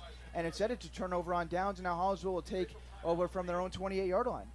As a receiver, that's a tough catch because he had it right in the corner of the end zone for a touchdown. So we got a timeout. With that, we'll stay right here, and Hallsville's offense can be coming back out onto the field as they have alternated touchdowns and turnovers. And I think the biggest thing so far is outside of Nichols, there's really just been no rushing attack. And I think without that 72-yard run, I would be willing to guess that the rushing average for Hallsville is not too good tonight, when last week pretty much anyone who touched the ball was getting as much yards as they wanted. You hit it right on the nose, Ben. I mean, if you look at the stat sheet in terms of rushing yards, I mean, Hallsville's out rushing Centralia right now. But, I mean, you look at the scoreboard, it's a much closer game. And that's the old adage. Gaining yards doesn't get you anywhere. Scoring touchdowns does. And right now, you actually pointed at it. There's just not a lot of room for Harbison to run. So Hallsville about to come onto the field for their 5th drive of the game. At this point in their 5th drive last week, they had scored a touchdown on each and every one of them. And so far tonight, they got off to a strong start. 2 plays, 72-yard rushing touchdown for Colton Nichols. And then ever since, they've scored another touchdown, but have also had an interception thrown by Nichols and then a fumble put on the ground on a screen pass. That was by Aiden Lampkins. So we'll see what Hallsville can do coming up for drive number 5. And here comes the offense back out onto the field, ready to get things started from their own 28, 1st and 10. I can tell you, Coach Conyers has probably been running some more ball security drills in practice this week. Well, safety and running back Aiden Ski is in the backfield. Lines up directly to the left of Colton Nichols. Harbison not out there. Now Ski going to the right side of the formation. And it looks like timeout was going to be called. Conyers came all the way down to call that timeout. I don't think he liked what he was seeing from his offense, especially with so many moving parts. And he had to call a timeout there in order to save his offense from running the wrong play. Just didn't look natural from the start on that. And it looked like Nichols had to tell Ski where to go. Really, we haven't seen Ski much in the backfield this year. We've seen him at safety on defense. We haven't seen him much in the backfield at all. So both teams will huddle up, and pretty interesting there. I'm sure Conyers did not want to have to use a timeout there coming right out of an official timeout off the turnover on downs. So, I mean, with only 5 minutes and 56 seconds left, that's the first timeout that Hallsville will have to use, so probably won't come back to hurt them too much. But I'm sure you talk about that play the entire timeout, to have it not even be able to line up correctly, I'm sure is kind of infuriating. It is a little bit infuriating, but also your defense is getting a little extra rest. They were on the field for quite a bit on that Centralia drive, so maybe they get a little extra rest here. Maybe a little positive note to look at. Here we go back out onto the field for Hallsville. Empty set in the backfield for Cole Nichols, who stands at about his 22-yard line all alone by himself. There's a whole lot of men on that Hallsville line. Looks to be about 7 of them. And then 3 wide receivers in the play. Nichols is going to fake and then keep it running right side. He's got room, makes a move, and then will be spun down to about the 35-yard line. Should be gone as about a gain, about 6 or 7 on the play. And pretty explanatory why they had all the offensive linemen in that play, because Nichols was going to keep it right up the gut. And they run a nice little pump fake quarterback draw. It's a good call for Nichols. Just keep getting his feet wet in the run game. Interesting to see that there was no running back in the backfield either. Ball is spotted at the 34, so it was a gain of 6 for Nichols on the keeper, who's got 2 rushing touchdowns and an interception thrown in this first half as Hallsville leads 12-6. Both teams here sit at 1-0 after Hallsville beat Palmyra 58-20 last week. Centralia beat Mexico 26-21. 4 wide receivers on the right side of the formation. Hallsville's got it. Nichols is going to turn and run left side as he takes snap. Angles upfield 40. Oh, and he is just brought down at about the 45. Good tackle there by number 7 on defense for Centralia. That's Ethan Adams. If he doesn't make that tackle, there was maybe one other guy that could have cut off with Nichols on that play to save a touchdown. And regardless, move the chains first down. They're on the run. It was good play design to have all the receivers line up to the right side and then run the run play to the left side. Nice little quarterback sweep to the left side. Same exact formation, 4 wide receivers on the right. Nichols all alone in the backfield. He takes maybe onto a screen to the right side. He did this earlier in the game. He takes a snap. He's going to roll out left. Everyone is going deep on the play. Nichols will launch downfield. He's got a man. He wants to Stinson, and he can't make the play as Stinson laid out. That was Isaac Stinson, who had to turn over his other shoulder and just couldn't dive in to make the catch. Otherwise, we would have been looking at the ball at about the 20-yard line for Hallsville. It was a tough on-the-run throw, and Nichols just missed his man, Stinson. He just missed his man. They were all running clear-out routes, and he had a couple guys open. He had Stinson open there. Ski was also open to the left-hand side. Would have been a much difficult throw, but it just gets away from Colton Nichols. Nothing you can really harp on too much. You just got to come back and hit it again when it's open. Well, Nichols put the deep ball on the money to Isaac Stinson earlier in the game for a big 40-plus yard connection, but couldn't do it there. That would have been the second big one as Stinson got behind the defense, but he was looking over his left shoulder and had to turn all the way around and look over his right one. Once again, empty backfield. Not 4 wide receivers this time, though. Just looks like there's going to be 3, and with a massive amount of men on the offensive line, would not be shocked if we see design run here by Colton Nichols. 2nd and 10 from their own 43, and Nichols all alone in the shotgun formation. He will take it, fake left, and now run right. He's got space to work. Shakes tackle at the 45, and now is trying to angle outside, and then gets hit hard right in front of the line of scrimmage. That'll only be a gain of 1 or 2. Good sportsmanship there by the tackler for Centralia to help up Nichols, who had fallen, but that was a hard hit. Trying to pick out the number right there. Maybe 37, I looks like. That was a great hit. If that's 37, then that would be Jesse Caballero. That was A huge hit there on Nichols trying to angle right side. Just to gain a 1, so 39 upcoming. You can see Nichols trying to get a little shake and bake done, but 37 laid a hammer down there. 3rd down and 9. 4 wide receivers on the play. Trips left, and a running back that looks to be Harbison in the backfield behind Nichols. He takes a snap. Harbison out. He's going to block for him. Now rolling left is Nichols. He's going to set the feet, launch downfield. He's got Lampkins, and he hits him in stride. He is going to go for the touchdown. The flag is down on the play. Let's see what the call is. It's in the backfield. Now that's a 55-yard touchdown for Lampkins as Nichols hit him in stride. But now we must wait and see whether or not that one's coming back. I think the Centralia offense believes it is. The flag is in the backfield. That was a beauty of a throw by Nichols. He had Lampkins in stride, and yep, it's coming back. So take a 55-yard touchdown off the board. And that's a shame because that was the best throw I think we've seen Nichols make in his 2 games. I think that is the best throw he's made. Coach Collier said it.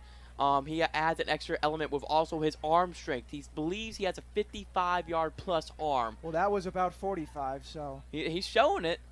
So back Hallsville up on the play. I believe that was holding on the offense. So not only that, they lose the touchdown, what would have been 55 yards to Aiden Lampkins, but now they move back up. What was already a long 3rd down, making it 3rd and 9. It's going to go all the way back to 3rd and 24. It was a 15-yard penalty. So we may see just a run here at the end of the drive unless Hallsville's inclined to chuck up a deep pass. They're going to need a lot of yards on this one. 3rd and 24. You may see a screen to the left side where there's a lot of receivers, 3 receivers. You may see a little screen pass, a little quarterback draw, just something to get some yards for your punter. So shotgun formation for Nichols. He's got Harbison to his left in the backfield, a step in front of him. Nichols going to immediately roll left. They're trying to buy him some time. Nichols looking downfield. He will switch the feet, throwing downfield into double coverage, and it goes in and out of the hands. That was almost a catch by Xavier Stinson. Would have been brought in at about the 30-yard line of Centralia, and it would have given them the 1st down. But it was either just a little bit outside or Stinson just couldn't bring it in as the tight end went up and just couldn't bring it down. It was a pretty good throw given the circumstances by Nichols. It was a pretty good throw. They rolled him out to his left. Interesting to do. They do that with their quarterback, who's a righty. But it was still, they had a pretty good shot at it. Stinson just couldn't quite come down with it on the sideline. It is interesting to think about. I know you can say this in every single game, but 1 or 2 throws back for Nichols, and I think we're looking at a very different score right now. He's just been a tick off going for on a couple deep throws.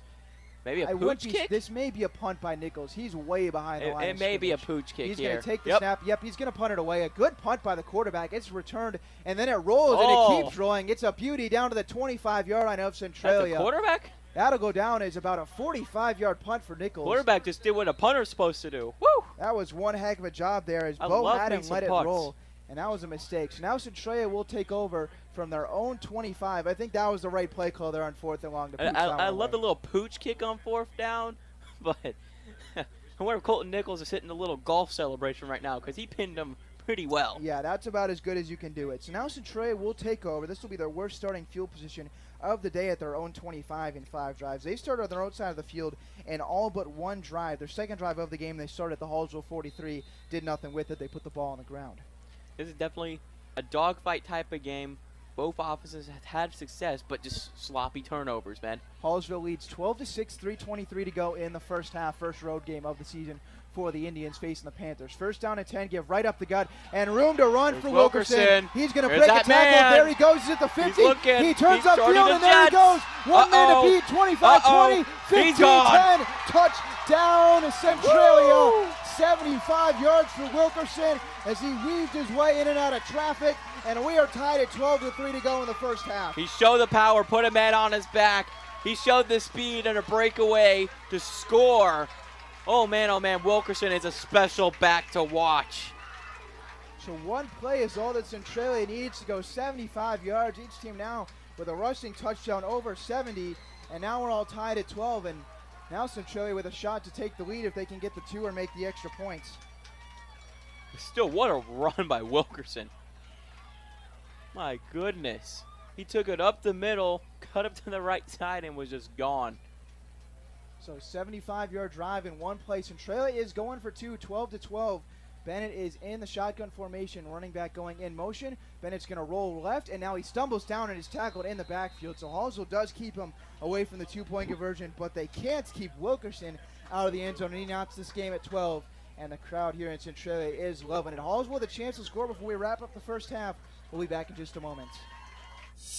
Attention Indians fans, here's your chance to help the student athletes of Hallsville by becoming a member of the Hallsville Athletic Boosters. Your gifts help provide all Hallsville athletes with a safe and positive experience while attending our school district, and also help purchase items that our sports team couldn't otherwise afford. You can join the Hallsville Athletic Boosters this season for as little as $25. Membership is open to everyone. Interested in joining? Look them up on Facebook by searching Hallsville Athletic Boosters or email them at hallsvilleathleticboosters@gmail.com. Let's go Indians!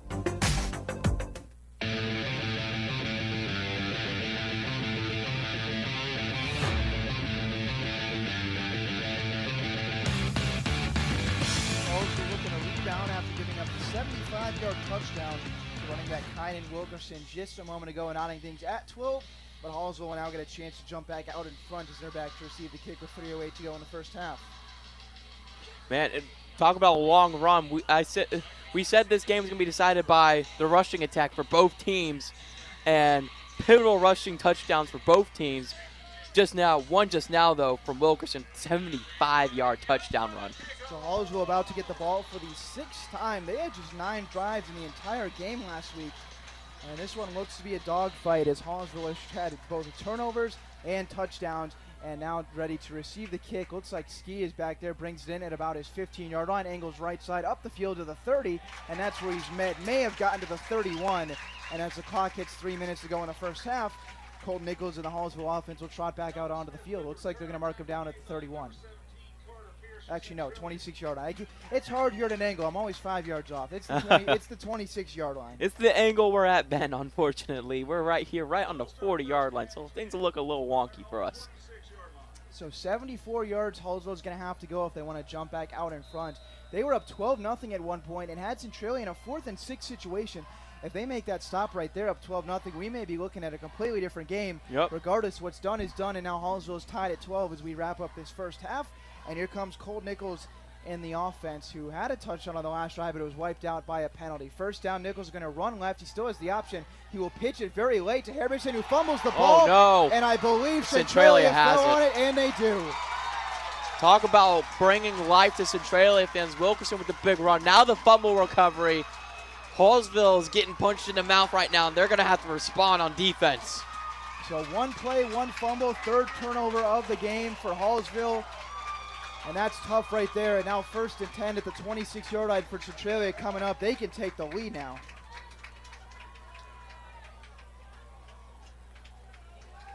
So Everson gets the option late. It looked like he was expecting it, but as soon as he got the ball, he coughed it right up. And now a very short field upcoming for Centralia, looking to jump out in front for the first time in this ball game. And here comes Colin Bennett and the rest of the offense. Here for Hallsville, you got to be wondering about timeout soon because it is 2:51. Yes, Centralia is on that side of the field, but first down, Bennett's back to pass, throws, end zone. He's got Bo Haddon, and he hits him in stride. And down at the 1-yard line is Hatton. A big connection of 26 yards has Centralia in business as Hatton was able to be hit right in stride with that football. And a beauty of a pass right there by Colin Bennett. I think Colin Bennett just said, the heck playing ground and pound. I'm going to pass it up top, and that's what he did. It looked like a touchdown for a second, but like you said, down at 2. Scoreboard currently has Centralia with 6 more points. And they're going to take it off the board because that was not a touchdown. That was just a completion. We saw it goes from the 26 to the 20, or excuse me, the 26 to the 2. So a 24-yard gain, and now just 2 yards away. Centralia give up the gut. That's going to be the running back. Whistler falling ahead to the 1. Did he get in? He did. That is a touchdown. A 2-yard rushing touchdown. Centralia out in front for the first time today. They need just 2 plays after the fumble, and Hallsville is trailing now for the first time all season long. Thanks to the catch by Bo Haddon down to the 2, and then a 2-yard rushing touchdown for Whistler. Both running backs for Centralia now have punched one in. A good way for Centralia to cash in the turnover points. Hallsville right now, you're just going to stick with it. You got 2:17 left in the half. You got to go down and get some sort of points. So they will go for 2 here. Centralia will try to make this an 8-point lead. It's 18-12 they're currently at, and now 2:17 to go in the first half. These last couple minutes have been a nightmare for Hallsville. Going in motion from right to left, one receiver. Now looking to throw is Bennett. He fires end zone, and going down to the knees to make the catch for 2 is Bo Haddon. As he has his second catch of the drive, it's now 20-12 in favor in Centralia. Wow. Hallsville just looked a little flat here in the last couple possessions, and Centralia's taking advantage of it. Now they got a 2-point conversion to speak with it. Almost, you touched on it, Ben. It is a nightmare for Hallsville right now. So first time trailing both in this game and all season for Hallsville, and they are now down 20-12. And you would have to think they're going to be aggressive to try and score here with only 2:17 to go in the first They're half. going to have to be aggressive, but they also can't be too aggressive to where they turn over the ball again. You can't be just chucking it down the field 50 yards, because if you do that and you go turnover on downs or have to punt the ball back, you just give it right back to Centralia. Kickoff cup coming in just a moment, and Hallsville at one point was up in this game 12-0, had Centralia on the ropes, and the momentum really started to swing on the 4th and goal 6-yard touchdown pass from Colin Bennett to Jack Romine. And then ever since, although Centralia did have the turnover on downs in between there, a couple Hallsville turnovers have aided back-to-back touchdown drives for Centralia, 75-yard rushing touchdown for 6 by Kaiden Wilkerson, and then 6 more coming on the 2-yard rushing touchdown to the other running back, Whistler. Centralia has not gone away, and that's what you do in a dogfight. You don't go away. Here comes the kick. Back deep to receive is Hallsville, and this one is booted away. Looks like Ski's going to bring it in at his own 18-yard line. Now runs right side and then falls into a couple different Centralia tacklers. They're going to mark him down just at about the 26, 27-yard line. And with 2:11 to go in the first half, that's where Hallsville will take over. You touched on it, Ben. Hallsville is going to have to be aggressive, but they can't get too aggressive and potentially turn over the football again. Hallsville has not had great field position, especially these last couple drives. Owned 34, 28, 26, and 27. Every drive so far, all 7 of them for Hallsville, have started on their own side of the field. And after what looked to be a fast start for this Indians team for the second straight week, they have really fallen into some tough times these last couple of drives. 4 wide receivers along with 1 running back in the play. And Nichols takes a snap all alone. He's looking to throw. He is going to set up, launching deep downfield. He's got Lampkin behind the defense, and it is in and out of the hands, incomplete. What great defense there. Bo Hatton ran down Lampkins, who got behind him. And as Lampkins went into the dive at the 20-yard line of Centralia, the ball just slipped out of his grasp.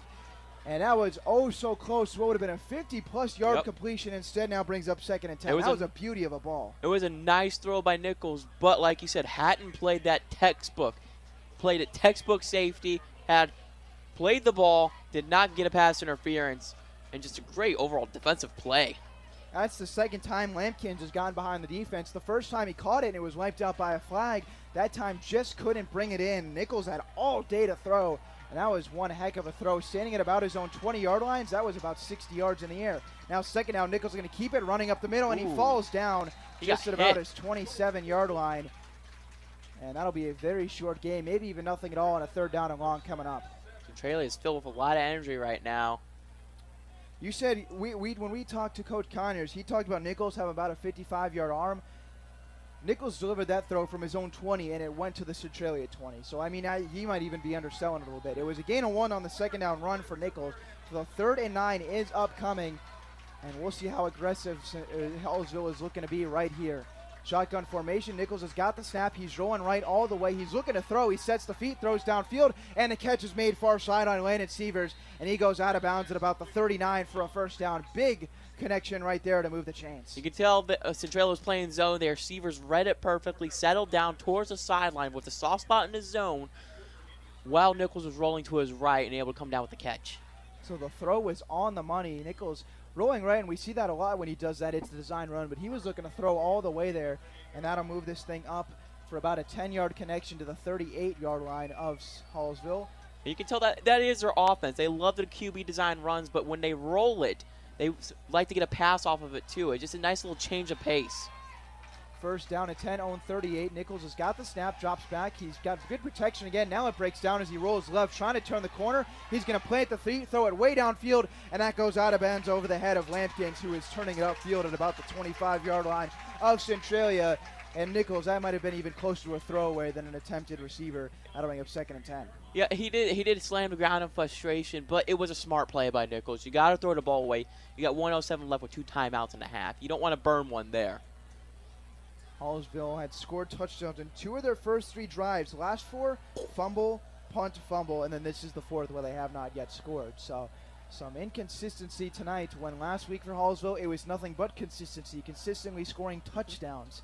And the Indians just can't do that here so far. Now 2nd and 10 upcoming, own 38-yard line. Minute 7 to go in the first half as Hallsville trails 20-12. Nichols has got the snap. He's looking right all the way. And on the comeback route, it's caught by Isaac Stinson, who then gets out of bounds at the 48, 49-yard line of Centralia. That won't get the first down, but it'll make it a very short 3rd and 2 upcoming. I loved the comeback route design there off to the right side. You're able to get a couple yards close to the first down marker. But you're also able to stop the clock, too. You can tell they're playing off on the receivers right now, and the comeback route was a perfect call for it. 3rd and 3 from the 45-yard line. Just over a minute left, and Hallsville has gotten it away into Centralia territory. Receivers on the side closest to us, the left side for Nichols, is Landon Sievers and Aiden Lampkins. Both of them line up right behind each other, and one running back in the backfield next to Nichols to go shotgun formation. 3rd and 3 coming up. He's going to give it. Nope, keep it himself on the read option. He's got the first down. Angles upfield, 35, still running, and then gets slammed down at about the 45-yard line. He was running at the 45 down to the 40, pardon me, and that will be an easy first down. Now 53 seconds left as they move the chains. Hallsville looking to go quickly as the clock now wound. And I believe Hallsville's going to burn a timeout. Yep, they will, and talk this over for a 1st and 10 upcoming at the 40-yard line of Centralia. Ben, Nichols showed some great speed right there. He got the shoulders north and south, and he got upfield really quick. He did, and that's the read option right there, where you have no clue whether he's giving it to the running back out of the backfield or keeping it himself. And Nichols decides to get it there and went north and south, like you said. He got the shoulder squared. He wasn't messing around. He knew he needed 2 yards, and he was just going to ram his way into it, and actually ends up getting much more than what he needed. And now into Centralia territory is Hallsville, 1st and 10 from the 40 upcoming. You can tell when Nichols gets north and south, he's probably one of the fastest players on the field. But the key for Centralia really that's really kept them in this game is when forcing them to go east and west and stopping the quarterback run game.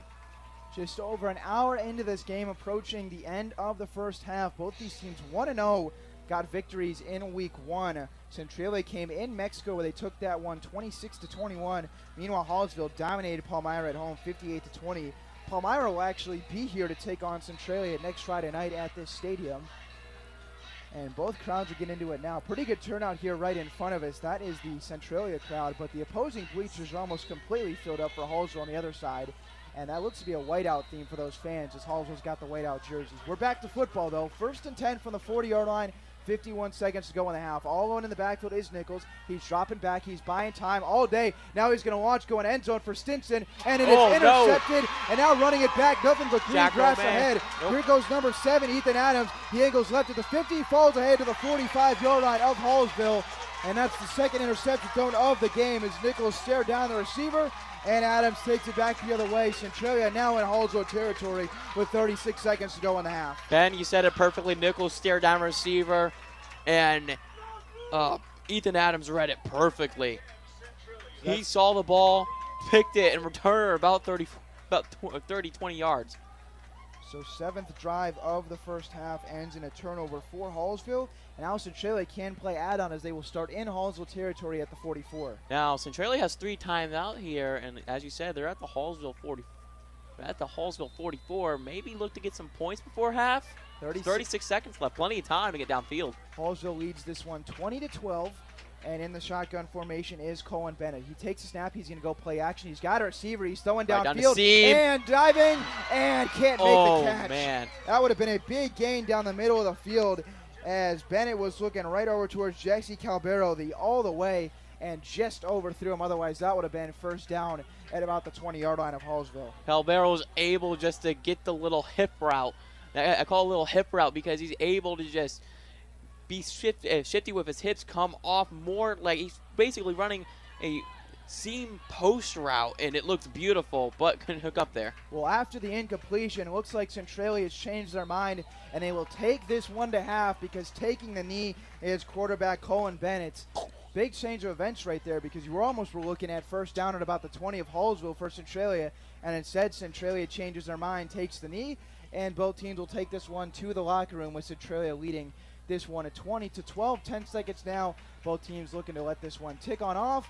And the crowd will give a nice round of applause as their home team, Centralia, has swung the tide, especially in the second quarter. It was 12-0 Hallsville after 1. And after two, it's 20-12 in favor of Centralia. One heck of a second quarter for the home Panthers. What a second quarter. You're indeed, Ben. Came down early 12-0 and have been 20 unanswered. It all started on the first play of the second quarter where Colin Bennett found Jack Romine for a 6-yard receiving touchdown on 4th down and goal. And ever since then, Hallsville has had trouble holding on to the football. Quarterback Colton Nichols, after the fantastic opening day performance last week, has thrown 2 interceptions, and a couple other members of the Indians have put the ball on the ground. And that has us where we currently stand. But we've got halftime to go over the rest of what you just missed. We're going to take a couple-minute break. Don't go anywhere on the Show Me Sports Network. We'll be right back. Hallsville trails this one 20-12 as we head into halftime. Since 2018, Han Custom Laser Engraving LLC has been specializing in all things custom, using large format, high-powered lasers with some of the most advanced technologies on the market. Anything can become a canvas. This state-of-the-art system makes quick work of custom engraving on cups, glass, tile, wood, acrylic, metal, headstones with endless possibilities. They also offer custom one-of-a-kind signs that are sure to make your design stand out. Find them on Facebook at Han Custom Laser Engraving or call 573-489-8732 to find out more. Han Custom Laser Engraving LLC, a veteran-owned business. The following public service announcement is brought to you by the Eddie Gaedel Society, Jefferson City Chapter 10, doing little things to make a big difference. Want to make a big difference in your community? Be kind to others, drive safely, and put litter in its proper place. Join us in celebrating Eddie Gaedel's historic Major League appearance as a member of the St. Louis Browns by doing something nice for someone today. Take a walk, Eddie! At Centralia Cares, for more than 3 decades, their focus has been on exceeding customer expectations for contact center software solutions. Their innovative communication solutions include utility interactive voice response software that allows for smart communication features that let your utility deliver superior customer service 24/7. They also provide other streamlined services like automatic call distribution, automated customer callback, reporting, and quality assurance. To find out more about how Centralia Cares can help your business, call them at 727-421-5300 or look them up online at centurioncares.com. Centurion Cares, innovative communication solutions.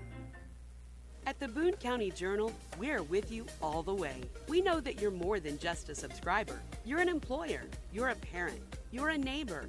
Most importantly, you're a community member. It's our goal to provide you with the latest news, sports, opinions, obituaries, classifieds, and more to keep you informed about your community. To find out more about the Boone County Journal or to subscribe, call 573-657-2334 or visit bocojoe.com. The Boone County Journal. We're with you all the way.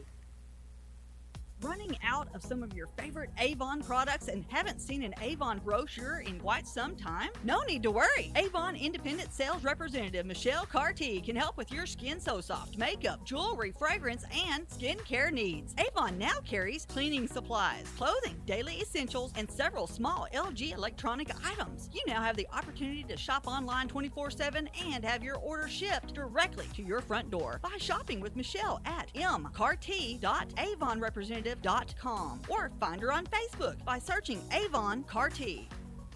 In today's world, injury prevention is at the top of everyone's list. However, heat-related occurrences get routinely overlooked. Zealous WBGT puts that front and center. By using cutting-edge formulas and technology, Zealous WBGT streamlines and simplifies obtaining and documenting wet bulb globe temperature readings. With a simple touch of a button, you can check WBGT anywhere in the world, receiving alerts when the WBGT goes over the threshold you select. Join the stress-free way to protect student-athletes, employees, and overall operations from extreme heat by downloading the free Zealous WBGT app today. Save time, save money, save lives with Zealous WBGT.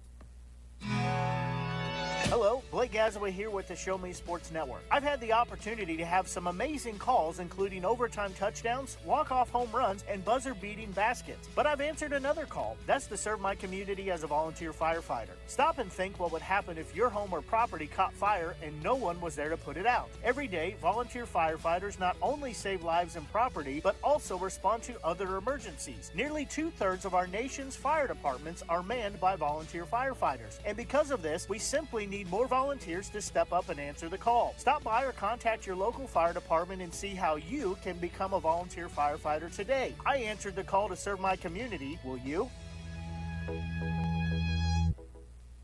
Creating custom, handcrafted woodworking projects has never been easier. Become a member of Sawdust Studios and enjoy 24/7 access to a woodworker's paradise. Outfit with industry-leading professional-grade tools, Sawdust Studios offers endless woodworking possibilities. Don't have woodworking experience? No problem, as Sawdust Studios offers affordable classes from a community of woodworkers, experienced designers, and master craftsmen. Youth classes are also offered for those junior woodworkers. For more information, search Sawdust Studios on Facebook or find them online at sawdust247.com. Sawdust Studios, your community woodshop.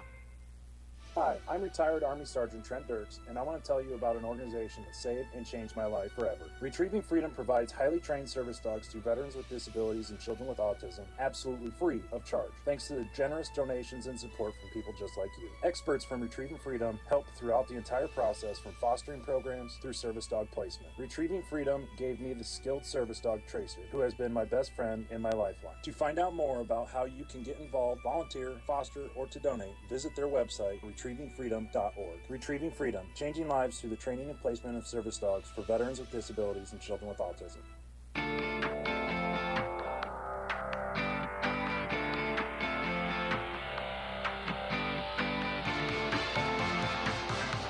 Back now on the Show Me Sports Network, as it was I don't even know how to describe the second quarter for Hallsville. Let's just say it wasn't a good one, as they are outscored 20-0. Thanks to 3 touchdowns for Centralia. And now here we are with about 15 minutes to go until the second half begins. Ben Schmidt campaign hoping to bring you the call of a second half Hallsville comeback. But I think the first thing that we have to talk about, and what it's going to have to start for Hallsville moving forward into the third and fourth quarters, the turnovers. Not only the fumbles, but the 2 interceptions sold by Colt Nichols, the second of which, I mean, he was pretty clearly staring down a receiver the whole way. You're very right, Ben. Staring down a receiver towards the end of the half when you're trying to get points, it just swung more momentum towards Centralia right now. And right now, Hallsville is getting punched in the mouth. And thankfully for Hallsville, the second interception that did come at the end of the half didn't do anything with it as Centralia needed out, but it could have been a lot worse. Centralia had a chance there to get some more points on the board when Colin Bennett had an open Jesse Calbero down the seam to about the 20-yard line of Hallsville, but it was just out of Calbero's reach, incomplete. Next play, Bennett needs it out, and here we are at halftime with them in front 20-12. Let's get a quick recap going. This was all Hallsville early. Had you thinking we were seeing a repeat of last week when second play of the game, Colton Nichols takes off for a 72-yard rushing touchdown. Showed off the speed right there, beating multiple Centralia defenders. That was one heck of a run to get things started and had you feeling good early. That was one heck of a run. You saw when he got north-south, he's one of the fastest players on the field, and he broke away for a score. And like you said, we probably thought we were a little bit in more of some same action what we had last week. And then I think the momentum only continued to build from there, as on the first drive of the game for Centralia, they fumbled the football, gave it right back to Hallsville offense, up 6-0. You're thinking they're going to go down and score. The offense just looks in rhythm right now. Well, Hallsville had Colton Nichols run a design, a rollout. He was looking for one of his wide receivers on the right sideline, and it was picked off on a diving play by Jesse Shannon. And even though after the interception by Shannon, Centralia turned it back over with a fumble, it just seemed like that was kind of a sign of things what to come. Just defenders for Centralia making these great plays, really showing off how athletic they are, and Shannon certainly proved that on that interception. And to point out with the fumbles, too, you're going to see this a lot in early season with a lot of football teams because they're finally getting live-action reps against live-action teams, and they're just going to have to hold on to the ball a little bit better, and there's going to be probably more ball security practice on both sides going to practice this week. Nearing the end of the first quarter, Hallsville made it a 12-0 lead on a 61-yard drive that ended in a 5-yard rushing touchdown for Colton Nichols on the read option. And then next drive for the Centralia Panthers to end the first quarter, they go down to about the 2-yard line of Hallsville. And then on second and third down goal plays, they lose yards. Lose 1 yard on second down, lose 3 more on third down. And to start the second quarter, they had a 4th and 6 from the 6-yard line of Hallsville, down 12-0. And I think this was the most crucial turning point of the game, because if Hallsville keeps Centralia out of the end zone, they're looking at the ball up 12-0, start of the second quarter. Instead, they let Colin Bennett find Jack Romine for the 6-yard touchdown, and ever since then, Centralia's been off and running. You touched on it. I think that was a turning point. If you get to stop there on 4th and 6, you're in business. It's 12-0. You're gonna be driving now. But the score there just put Centralia right back in the ball game and gave them confidence. Well, in the 4 drives in the second quarter for Centralia, or for Hallsville, all 4 of them coming after it was a 12-6 ball game. Hallsville went fumble, punt, fumble, interception. So they were just unable to hang on to the football as Harbison and I believe it was Lampkins the other one. Regardless, 2 fumbles were put on the ground for Hallsville and recovered, both of them by Centralia, along with the interception that was recorded by Ethan Adams, the cornerback for Centralia. And you mix in there a couple touchdowns for the Panthers, one on a 75-yard touchdown run by Kaiden Wilkerson, the other on a 2-yard touchdown run by Whistler. And it just seems all the momentum is in favor of Centralia right at this point, leading 20-12. And I mean, it seemed like Centralia fans and the Centralia players were a little bit in a lull. But as soon as I got that first touchdown, they've really come up and shown the energy. I think Wilkerson filled that a little bit more with that long touchdown run, the 75-yarder that you touched on. And the 2-yard run by Whistler just gave them the lead. And there's just more energy in the stadium and for Centralia right now. And I think Hallsville has to be a little bit thankful. One, because Centralia didn't add more points there on that last drive since Calbero was overthrown. But there's also been a couple of other throws by Bennett where we could be looking at Centralia having 30-plus points right now. He had going up the sideline, he had a wide-open receiver. I believe that was Logan Rosenfelder that he overthrew. Yeah. Would have been 6 points back in the first quarter. And then on a 4th down and goal play in the second quarter, Bennett, by an incredible amount of time, was running around there for 7 or 8 seconds and had Bohan in the end zone, but the ball was dropped. Otherwise, that's 2 touchdowns that Centralia didn't score. I think Hallsville has to be thankful from that aspect that this is just a one-possession game, and although they've been punched in the mouth, this game is very much up for grabs. This game is very much up for grabs. And going into this year, it really seemed like it seemed like a little underdog Centralia matchup for Hallsville. That it's an early trap game because Centralia was able to play them close in the playoff game last year, as you pointed out, 38-36. Hallsville had to come back from. Coach Conyers talked on the pregame interview, and it seems like they're doing a little bit more of the same here. So coming out of the locker rooms in the second half in just about 10 minutes, Centralia will start with the football as Hallsville got it to start this ball game. So Centralia with a chance to make this a 2-possession game if they go down the field and score. And I think it's imperative that, I mean, obviously this is well duh, but I think it's imperative that Hallsville doesn't let any momentum continue to be built for the Panthers here on this opening drive, because if they get out on the field and score a touchdown, make this a 2-possession game, even though Hallsville can score really, really quickly, it just seems like the train would start to maybe get off the tracks at that point for the Indians if this becomes a 2-possession game right at the start of the third quarter. It would be really tough for Hallsville to come back because you're on the road, and if you give up another touchdown, you're down 2 possessions, like you said, Ben, it will be very tough to come back. And I'm interested to see, too, when Hallsville does get their first offensive possession, what does the game plan look like? Because you had the 72-yard rushing by Nichols on the very second play of the game.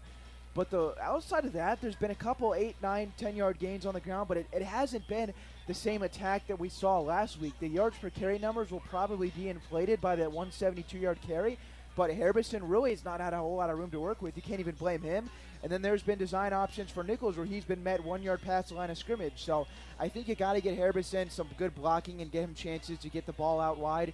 And then even though Nichols has had some time in the pocket, just not a whole lot of separation created. I think you got to I think, like you said, you got to get Harbison a little bit more room to run, and you just got to stick with it, honestly. Yes, there hasn't been a lot of room for him to run here in his first half, but as the game wears on, more runs, those 2 to 3 yard runs are going to turn to 4 to 6 yard. 4 to 6 yards is going to turn to 10, 15 yard. That's just what's going to happen. You just got to continue to play your game plan and adjust to make some adjustments to where you can able to run the ball effectively and keep wearing down the Centralia defense. So just under 8 minutes until we get the second half started. Both teams currently in the locker rooms as we speak. And Hallsville's going to have work to do, showing this one a 20-12. After they were up 12-0 after a quarter, 20 unanswered points so far by the Panthers. Both teams looking to move to 2-0. Centralia went on the road in Mexico last week, and Hallsville won at home, as you heard right here on the Show Me Sports Network. Ben Schmidt campaign will have the rest of the second half for you. But let's give you a couple updates of scores around the league, as a lot of teams are hitting half, not necessarily around the league, but around the area here in mid-Missouri. Yep. Helias and Hickman, that's a couple schools I want to keep close an eye on. But Helias all out in front of that one, 24-0 at halftime. Another one going on, Putnam County and Tolan squaring off, and Tolan's got a 21-7 lead in that game also at halftime. Got a couple other scores for you. Rockbridge and Smith Cotton, all Rockbridge early on. They lead that one 35-0 over Smith Cotton. A bunch of games at halftime. Russellville leading Van Far 13-0. A lot of shutouts going so far when I look around these scores. Herman, South Callaway, that's a 14-0 lead in favor of South Callaway. So yeah, a lot of shutouts going. Really, if you look at it, outside of our game here, maybe the closest other game that we have currently at the half is Moberly and Osage, 22-14. I know Justin, who was with me on the call last week, he's there working that game, so he's in for potentially a good second half. But back to our game now, as both teams, looks like the getting ready to come back out of the locker room is both members of Centralia and Hallsville. But I'm going to ask you here, Cam, do you think we see an improved Hallsville offense in the second half, or what are your thoughts moving forward? I think you just got to stick with your game plan. Yes, you got to make adjustments up front, but you got to stick with your game plan. Do not get away from your running game. Keep running the ball, and it's going to pay off for you late in the fourth quarter if you have to come back. We'll see what they're able to do. 6 minutes or so until we get into that second half, with the Centralia offense taking the field first. We're going to step away for another couple minutes, and then we'll be back to wrap up halftime and get you started for the third quarter. Don't go anywhere. Centralia and Hallsville on the Show Me Sports Network. Last Sentinel Firearms is your federally licensed and registered Type 7 FFL manufacturer dealer in Missouri, providing quality products to all types of sports enthusiasts, law enforcement, and individuals across the nation. Orders are currently being fulfilled, offering custom-built pistols and rifles from the AR platform made right here in Missouri. Visit their website at lastsentinelfirearms.com or call them at 417-684-7202 to find out what they've got for you. Last Sentinel Firearms, you are your last line of defense. At Centurion Cares, for more than 3 decades, their focus has been on exceeding customer expectations for contact center software solutions. Their innovative communication solutions include utility interactive voice response software that allows for smart communication features that let your utility deliver superior customer service 24/7. They also provide other streamlined services like automatic call distribution, automated customer callback, reporting, and quality assurance. To find out more about how Centurion Cares can help your business, call them at 727-421-5300 or look them up online at centurioncares.com. Centurion Cares, innovative communication solutions. At the Boone County Journal, we're with you all the way. We know that you're more than just a subscriber. You're an employer, you're a parent, you're a neighbor. Most importantly, you're a community member. It's our goal to provide you with the latest news, sports, opinions, obituaries, classifieds, and more to keep you informed about your community. To find out more about the Boone County Journal or to subscribe, call 573-657-2334 or visit bocojoe.com. The Boone County Journal. We're with you all the way. Running out of some of your favorite Avon products and haven't seen an Avon brochure in quite some time? No need to worry. Avon Independent Sales Representative Michelle Carty can help with your Skin So Soft makeup, jewelry, fragrance, and skincare needs. Avon now carries cleaning supplies, clothing, daily essentials, and several small LG electronic items. You now have the opportunity to shop online 24/7 and have your order shipped directly to your front door by shopping with Michelle at mcarty.avonrepresentative.com or find her on Facebook by searching Avon Carty. In today's world, injury prevention is at the top of everyone's list. However, heat-related occurrences get routinely overlooked. Zealous WBGT puts that front and center. By using cutting-edge formulas and technology, Zealous WBGT streamlines and simplifies obtaining and documenting wet bulb globe temperature readings. With a simple touch of a button, you can check WBGT anywhere in the world, receiving alerts when the WBGT goes over the threshold you select. Join the stress-free way to protect student-athletes, employees, and overall operations from extreme heat by downloading the free Zealous WBGT app today. Save time, save money, save lives with Zealous WBGT. Hello, Blake Gazaway here with the Show Me Sports Network. I've had the opportunity to have some amazing calls, including overtime touchdowns, walk-off home runs, and buzzer-beating baskets. But I've answered another call. That's to serve my community as a volunteer firefighter. Stop and think what would happen if your home or property caught fire and no one was there to put it out. Every day, volunteer firefighters not only save lives and property, but also respond to other emergencies. Nearly 2/3 of our nation's fire departments are manned by volunteer firefighters. And because of this, we simply need more volunteers to step up and answer the call. Stop by or contact your local fire department and see how you can become a volunteer firefighter today. I answered the call to serve my community. Will you?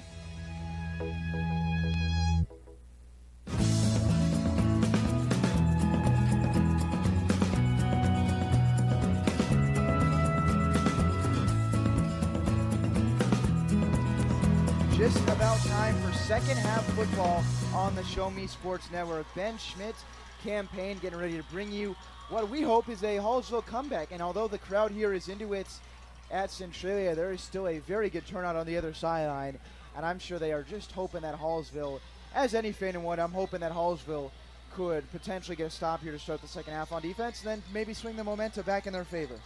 Yeah, they've had an undefeated regular season last year, and that undefeated regular season record, currently at 11-0 right now, is getting threatened. It's on the line. Yeah, that's one way to put it. 11-game win streak in the regular season is on the line, and Centralia is looking to take it away in a crosstown rivalry, really. Well, we heard Hallsville and head coach Justin Conyers talk about how a little anxious in that matchup last year where Hallsville squeaked it out 38-36, and I'm sure there's a little bit of anxiety right now just because it was just a sloppy second quarter, one that we're not used to seeing out of a Hallsville offense that usually is just so fine-tuned at this point. And I think I would be interested to be a fly on the wall during that locker room discussion to see what their thought process is, especially starting on defense here in this second half.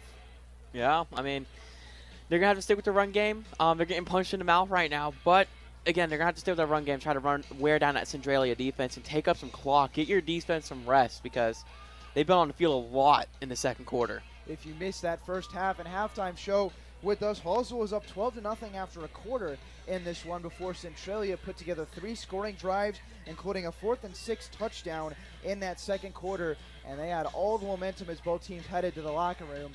And now both teams getting ready to go. It says we've got about a minute 27 until the second half of the games. I think they added a little bit of extra time there. And I think we're just about ready to go.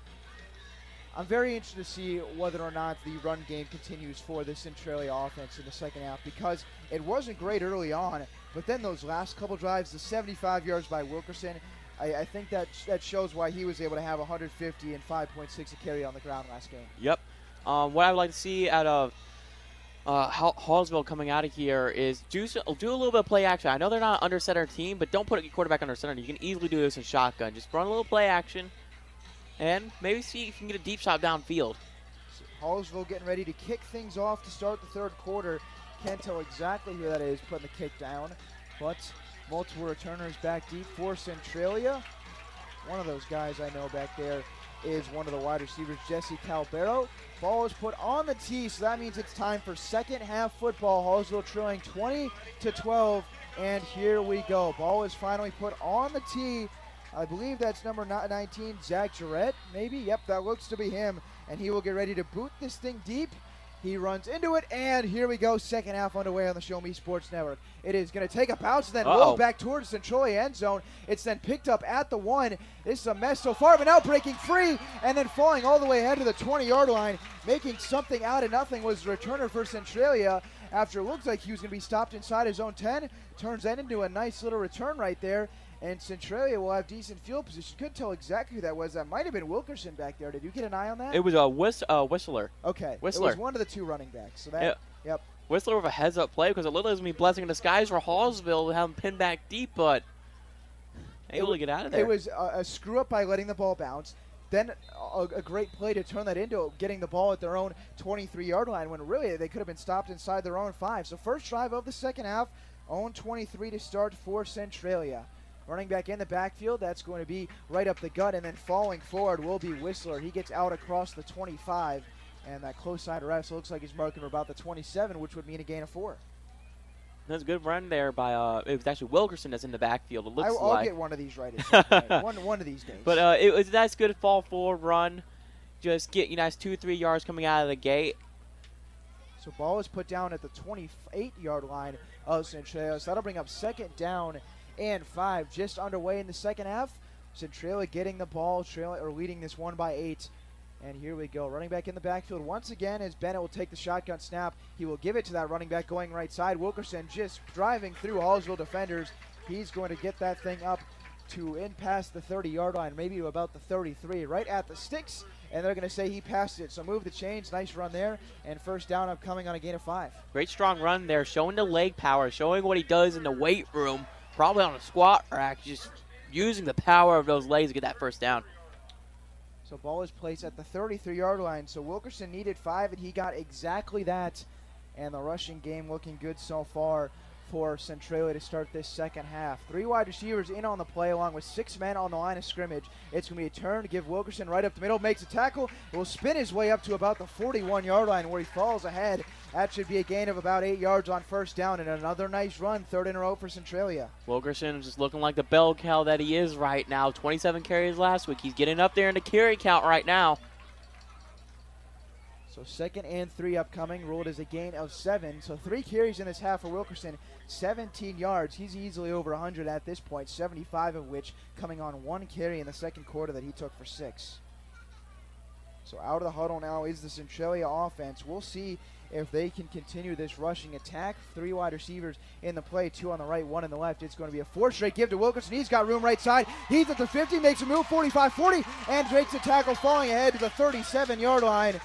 Ought to go down as a gain of over 20 yards and keeping the chains moving for Centralia as Wilkerson had a ton of room to work with there. It looked like a handback dive, handback slam right there. He read there was nothing there on the inside, so he just cut it up off the right tackle and was able to get about 10-15 yards. So ball is spotted at the 37-yard line. Ought to go down as a gain of 22 yards and over 40 in the half, or right at 40 in the half so far for Wilkerson on the ground, who had over 150 a week ago. Shotgun formation, Wilkerson to the right of Bennett, and now Bennett's going to keep himself running right side. He's hit by a couple defenders and then falls ahead to the 34-yard line of Hallsville. Multiple different men in there to bring down Bennett on the tackle. Looks like we had Larkin in there along with maybe Jake Crane. And the ball's going to be spotted right at the 35. Gain of 3 yards on the play. Right now, you're hearing some smash mouth football. That's what you're hearing about right now. 5 straight runs to start out this half and really just wearing down the clock. Already 3 minutes have elapsed from this quarter. This has similar shades to the drive that Palmyra took to start the second half last week, where they drained 7 minutes and resulted in a touchdown, but the difference was they were down big at that point. Centralia is leading 20-12. It's going to be another handoff. Wilkerson going right up the middle, following his blockers, and moves ahead to about the 31-yard line. Should be a gain of about 3, and it'll bring up a short 3rd down and 4 upcoming. Again, another solid run by Wilkerson. Get a nice positive game, 3 yards, 2 yards. Good run by Wilkerson. Just fall forward and just keep pounding the feet. Colin Bennett in this Centralia offense has not thrown a pass on this possession that started at their own 23, and they moved it all the way to the Hallsville 31. Everything's been a carry to Wilkerson outside of the 1 carry that Bennett had. So Wilkerson's been a workhorse here. He's in the backfield once again on what is ruled as a 3rd and 5 upcoming. We'll see if they stay on the ground. 10 seconds on the play clock now as Bennett takes a snap, gives Wilkerson right up the middle. He's met at the line and falls forward to about the 29, so that will not get the first. It'll make it about a 3rd down and 3 upcoming. It should be 4th down and 3 upcoming as Hallsville makes a stop there against Wilkerson. They might just go for it and run it again. Couple different tacklers there in the right around the line of scrimmage, led by Lucas Hollett. Linebacker comes up to make the tackle. 4th on a long 2. Bennett's still on the field.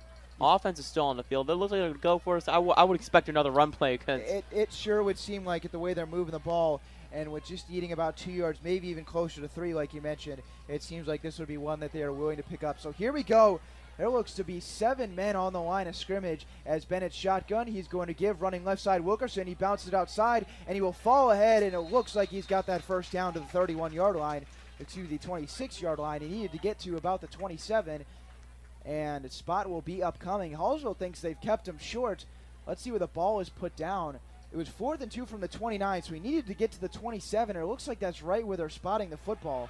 And it's going to be ruled a turnover on downs. Wow, I think Hallsville got a generous spot there. That was a generous. I'm surprised we're not seeing the chain gain right now at least, but it looked like Wilkerson was able to dive forward off the inside zone run to the left and get a first down, but they marked him short. So that is a huge stop for Hallsville, maybe exactly what they needed, trailing 20-12 to get back into this ball game.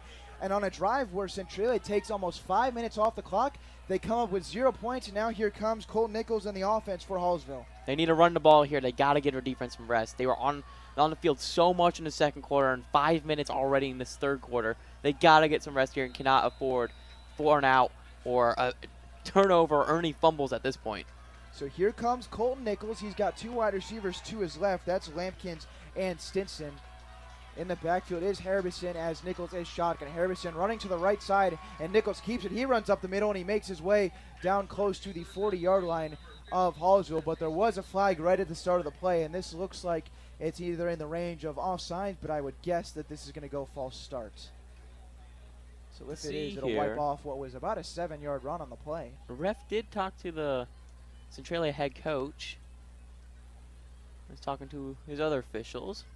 See what the call was. You were right, Ben. It did look like a false start or offside. We'll hear here in a second, though. Very interested to see what ruling is made on the flag. And now the cat is thrown off on the play. And the way Centralia is clapping, they believe that this one is on Hallsville.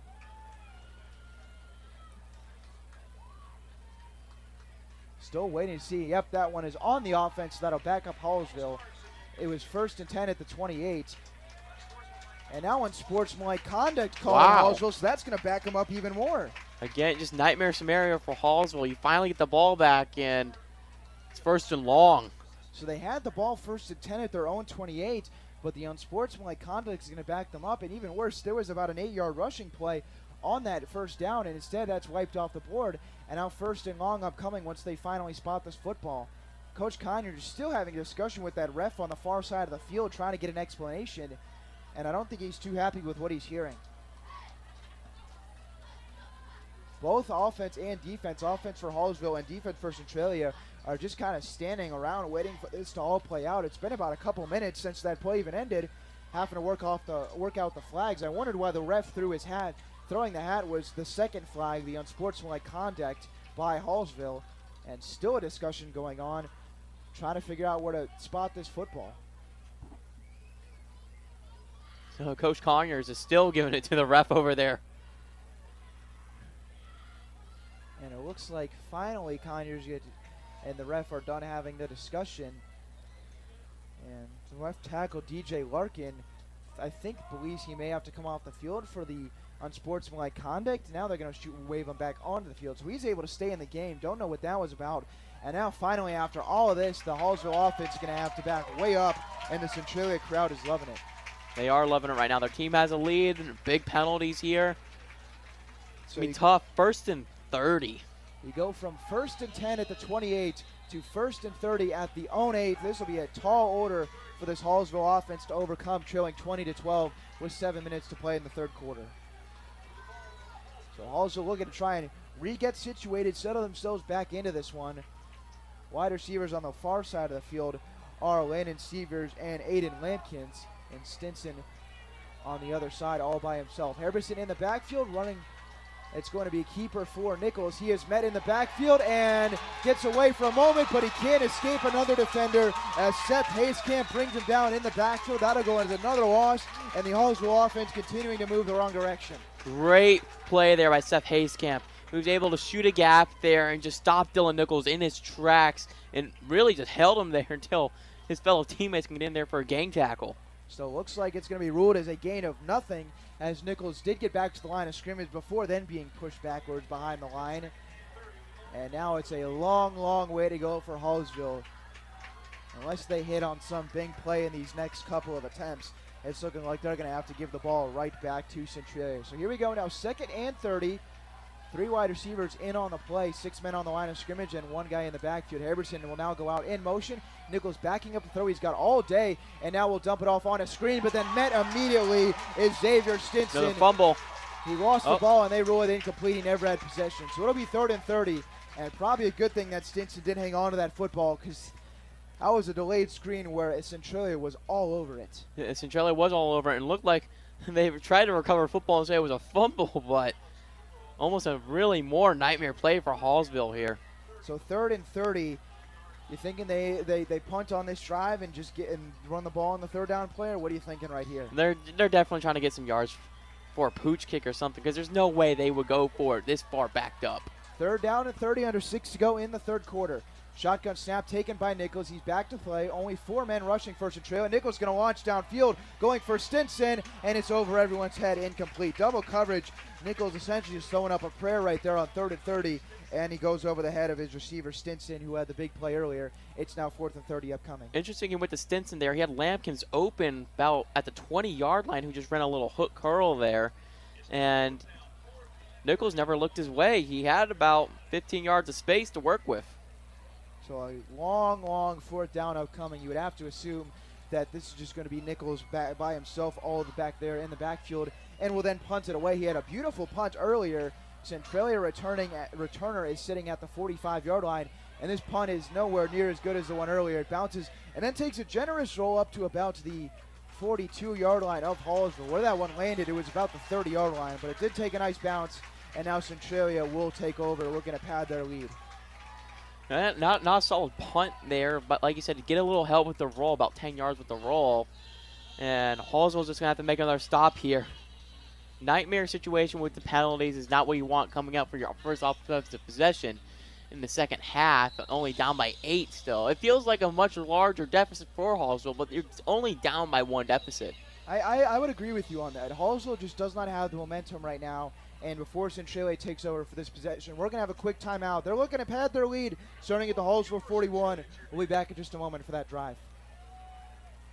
Creating custom, handcrafted woodworking projects has never been easier. Become a member of Sawdust Studios and enjoy 24/7 access to a woodworker's paradise. Outfit with industry-leading professional-grade tools, Sawdust Studios offers endless woodworking possibilities. Don't have woodworking experience? No problem, as Sawdust Studios offers affordable classes from a community of woodworkers, experienced designers, and master craftsmen. Youth classes are also offered for those junior woodworkers. For more information, search Sawdust Studios on Facebook or find them online at sawdust247.com. Sawdust Studios, your community woodshop.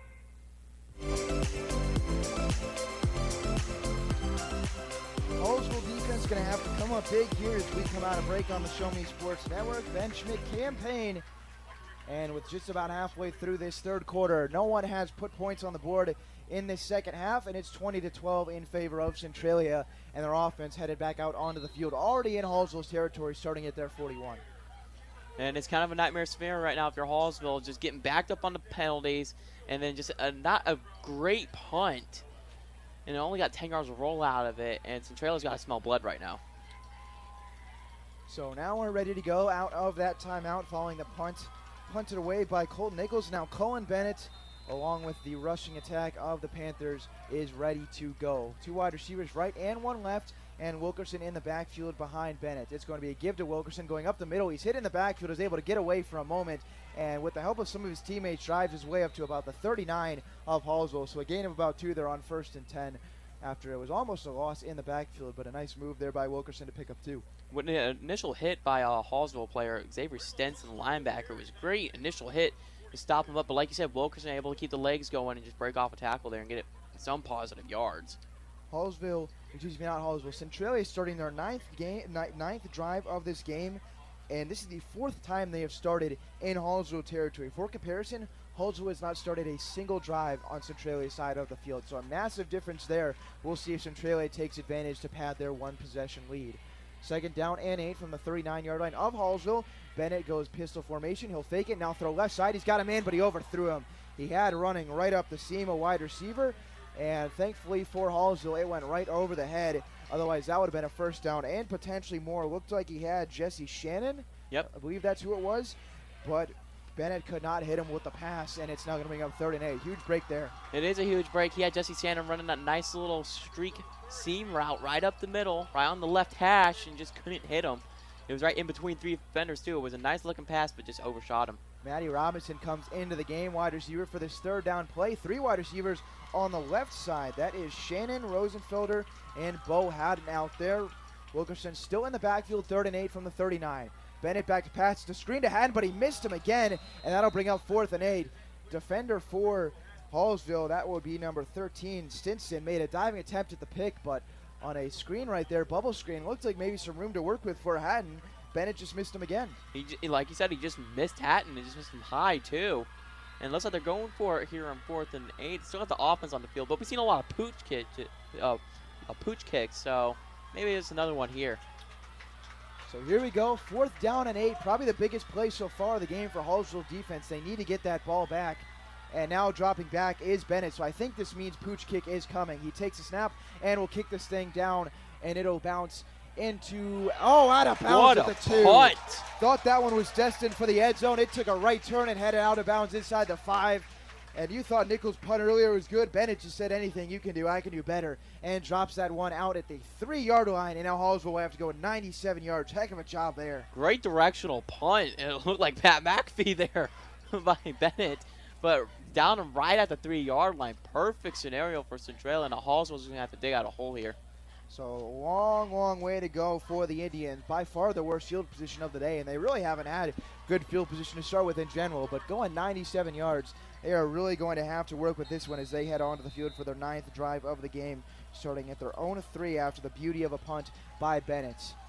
Ball is put down, 3 wide receivers in on the play, along with 6 men on the line of scrimmage for Colton Nichols, who's got Harbison to his right in the backfield. Nichols will take the snap from his own end zone, keeping himself running right side. He's got room to move, and then he breaks a tackle. He turns it upfield and falls ahead to the 21-yard line. And that's exactly the start to the drive that Hallsville needed. A gain of about 18 right there. And nice run there by Cole Nichols on the QB keeper. Just what the doctor ordered, they went back to the run game with the QB run. And finally, they didn't shoot themselves in the foot with a penalty or anything. And they were able to just get a nice quarterback run up to the right side, off the right guard, really. And open up a large hole for them. We'll see if that's the play that gets Hallsville back into this one. It's their 2nd drive of the second half. No one has scored yet. We went into the locker room with Centralia leading 20-12, and now with just under 4 to go in the 3rd quarter, same score. So now at the 22-yard line, it was a gain of 19 on the first play for Nichols. He once again takes a snap. This time he'll keep it again, running right side. He turns the corner outside and turns it upfield. He's at the 45 and falls ahead right about the 50-yard line where he gets out of bounds. Another big run. Excuse me, that was the 40-yard line where he went out of bounds. But regardless, it's another double-digit run there for Nichols, and he's got this offense moving to start the drive. Again, nice read by Nichols. Saw there wasn't really anywhere for him to go inside off the right guard or right tackle, so he just bounced to the outside, beat the cornerback to the edge, and was able to pick up some nice yardage. Referees say that Nichols stepped out of bounds a few yards before the 40, spot the ball at the 36. Regardless, it's a 14-yard run, and now so far on this drive, 2 carries for 33 yards for Colton Nichols. And although it hasn't been great in the pass game tonight, the legs are still moving for Nichols, who's now over 100 yards rushing on the game. 1st down and 10, own 36-yard line for Hallsville. It's going to be a screen far right side. It's caught, and then met up right at the line of scrimmage is Isaac Stinson. He'll get back to the line of scrimmage if he's lucky. 2nd and long upcoming. I would like to see a run from Harbinson there because we've seen a lot with quarterback run, and maybe that would have opened up something for Harbinson, but they want to do a screen pass to Stinson there. So Stinson did get back to the line of scrimmage, brought down for a gain of nothing on the wide receiver screen far right side. And now it's bringing up a 2nd and 10. Still 3 wide receivers, same as usual. And Aiden Lampkins, Isaac Stinson, and Landon Sievers is the 3 that Hallsville will employ. Isaac Stinson is on the line being used as a blocker with Nichols in the gun. Harbison directly to his left. It's going to be rolled left and then pitched to Harbison. He's going to try and turn the corner, cuts it off field 35, and then falls ahead to about the 39. So it'll be a gain of 2, maybe 3 yards, and a 3rd down and medium upcoming. As good job there swarming to the football by a couple members of that Centralia defense. You hit it on the nose, Ben. They're swarming to the football, but also notice the cornerback stayed home at the edge, ready for the pitch and able to get to the ball carrier, Harbison, for the tackle. So Harbison did get to the 39-yard line, so that means 3rd and 7 upcoming. 2 wide receivers and the tight end on the right, 1 wide receiver on the left. Shotgun snap upcoming for Nichols. It's going to roll to his right immediately. He's going to look to throw, and now will decide to take off. Still looking. He's going to launch downfield across his body for Stinson, and he couldn't get it there. Xavier Stinson leaked out downfield, and what would have been a big pickup on 3rd and 7, Nichols just could not get it. It would have been almost a cross-body throw, and that'll bring up 4th and 7. That was a nice throw by Nichols, but Jaden Walters on the left side gave his quarterback plenty of time as he pancaked his man all into backfield. So good for Nichols to get some time there, but just couldn't quite get it to Stinson downfield. So this drive started with Hallsville going at their own 3 up to the 39-yard line where they currently sit. And now with 2:08 to go in the third quarter, 4th down and 7 upcoming after Nichols can't hit Xavier Stinson on the deep ball. This may be a pooch kick upcoming from Nichols, and he is going to, he's going to punt it downfield, and no one back to receive for Centralia, so Hallsville will just let this thing roll. It's going inside the 20-yard line, and it'll be down at the 19. So the drive ends unsuccessfully for Hallsville, but you can't be too upset about that punt. And now Centralia will have to start inside their own 20. The important thing was for Hallsville was they got out of their own end zone. They were at their own 3 to start this drive. And 2 big runs, two big runs that combined to over 30 yards for Nichols was able to get them out of that situation, but just couldn't get anything going else after that. So both teams are trading punts and turnovers here in the second half. Only about 2 minutes to go in the third quarter. Each team has had 2 shots at it. Centralia has gone turnover on downs and punt. Meanwhile, Hallsville has gone punt both times. So here comes Centralia starting from their own 19-yard line. Shotgun snap, Wilkerson back there, and Wilkerson's going to get the carry, but flag thrown, play's going to be waved off, which means that'll be a false start and back up Centralia. Centralia opening with a penalty of their own, be a 5-yard penalty. Start. Larkin, like the D-end, pointed that one right away, which means it could have been on the tackle right across from him, and maybe exactly what Hallsville needs there to back it up to 1st and 15 from their own 14. And a tough ask for this Hallsville defense. They keep having to go back out on the field after not a lot of time on the sideline. They are hanging in there, though, right now. Absolutely. 1st and 15, upcoming own 14-yard line for the Centralia offense. Bennett has got the shotgun snap, running from left to right. Bennett will keep it. He's got space going up the middle, breaks one tackle, and then falls ahead just in front of his own 25. Maybe mark him at the 23. So they pick up almost all of what they need on 1st and 15.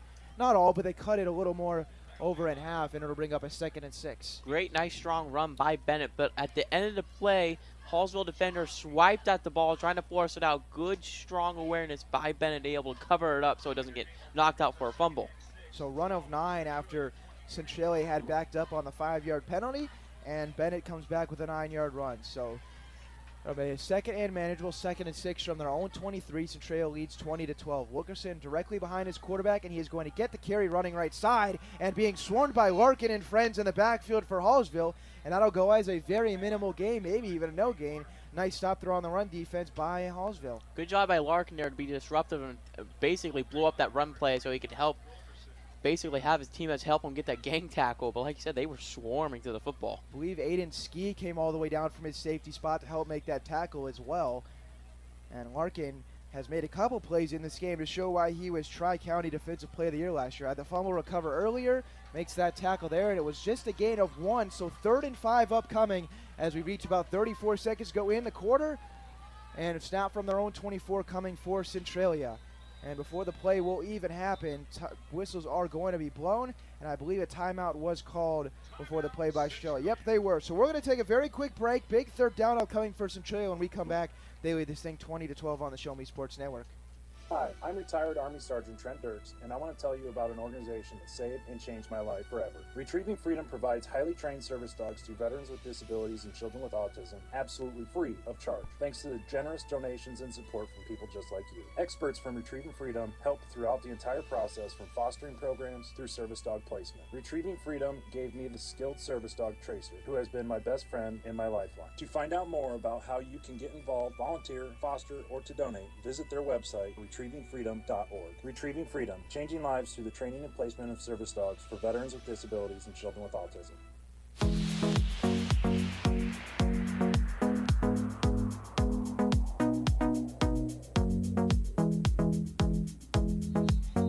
Back in Centralia for Hallsville versus Centralia football on this Friday, September 2nd. Hope everyone's enjoying the kickoff to their Labor Day weekend. If you're not here at the game, watch it in person. Hope you're enjoying the broadcast tonight, and hopefully by the time this thing is all said and done, Hallsville can bring themselves back out of this 20-12 deficit. But it's got to start with getting a stop on this 3rd and 5 upcoming.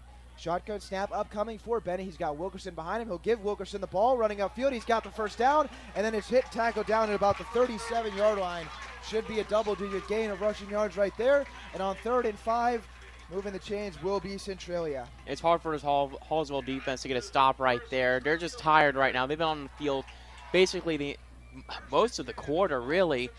And Wilkerson just running strong again. Well, with 14 seconds in count, I think Centralia is just going to take this thing to the 4th. And yes, they will. They have the ball at their own 37-yard line, but the rushing game continues to attack Hallsville.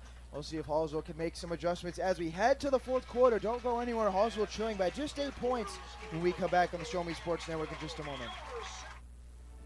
Last Sentinel Firearms is your federally licensed and registered Type 7 FFL manufacturer dealer in Missouri, providing quality products to all types of sports enthusiasts, law enforcement, and individuals across the nation. Orders are currently being fulfilled, offering custom-built pistols and rifles from the AR platform made right here in Missouri. Visit their website at lastsentinelfirearms.com or call them at 417-684-7202 to find out what they've got for you. Last Sentinel Firearms, you are your last line of defense.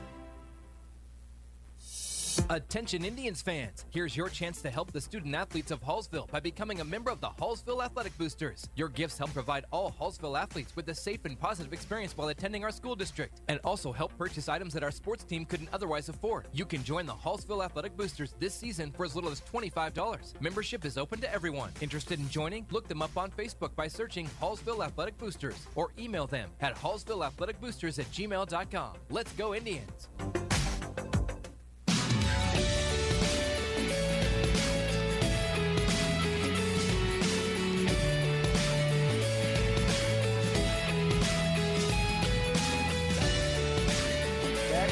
Start of the 4th quarter on the Show Me Sports Network. Hallsville's got work to do, and they've got 12 minutes to do it as they trail this one 20-12. And Centralia's got the football at their own 37-yard line. They just picked up a first down to close the quarter on a run by Kaiden Wilkerson. And you would have to think the way that they're moving the football on the ground that formula would continue. So switching sides of the field now. Here we go. And first down and 10 upcoming for the Centralia offense. It's going to be a pitch running right side. Wilkerson turns to the field 45-yard line, and he's hit right around that first down marker, and now a flag is down. This could help Hallsville and bring this run back and make it a first down and long if that's going to be a hold. And usually in this spot, that's what you're thinking, and Centralia's offense is already backing up. It would be a late holding call, though. The flag was thrown really late, and it is a late holding call. Well, that certainly benefits Hallsville there, who needs to get the football back. And after giving up the first down, and then on that play would have been a gain of about 8 or 9, they're going to back on up will be Centralia, and now a second down and long upcoming. Maybe, and I know I've said this a couple times already, hopefully that's the break that the Indians needed. They really do need a break right now. Defense just has to hang in there. Coach Conyers has got to be telling them, just hang in there, guys. The offense will eventually bail you out. And right now the offense is, they got to get to the chance where they can bail them out. So on the holding call, it backs the Centralia offense up 10 yards now, 1st and 20 from their own 29. This is a situation Hallsville has to take advantage of. Going in motion is one of the receivers for Centralia. Now the give, kept by the quarterback Bennett, and then he dives his way just across the line of scrimmage. Gets about 2 or 3 yards as he shook a tackle there in the backfield and then cut it upfield. So nice work there to get something out of nothing. But just a short gain, so now 2nd and 18 coming for the Centralia offense. I would expect Centralia to try to basically do another run play here. I mean, they're in no rush right now to get back to the line. They're just taking their time. They know they have an 8-point lead, and that's the key factor. You got an 8-point lead, and Hallsville hasn't converted a 2-point conversion yet this game.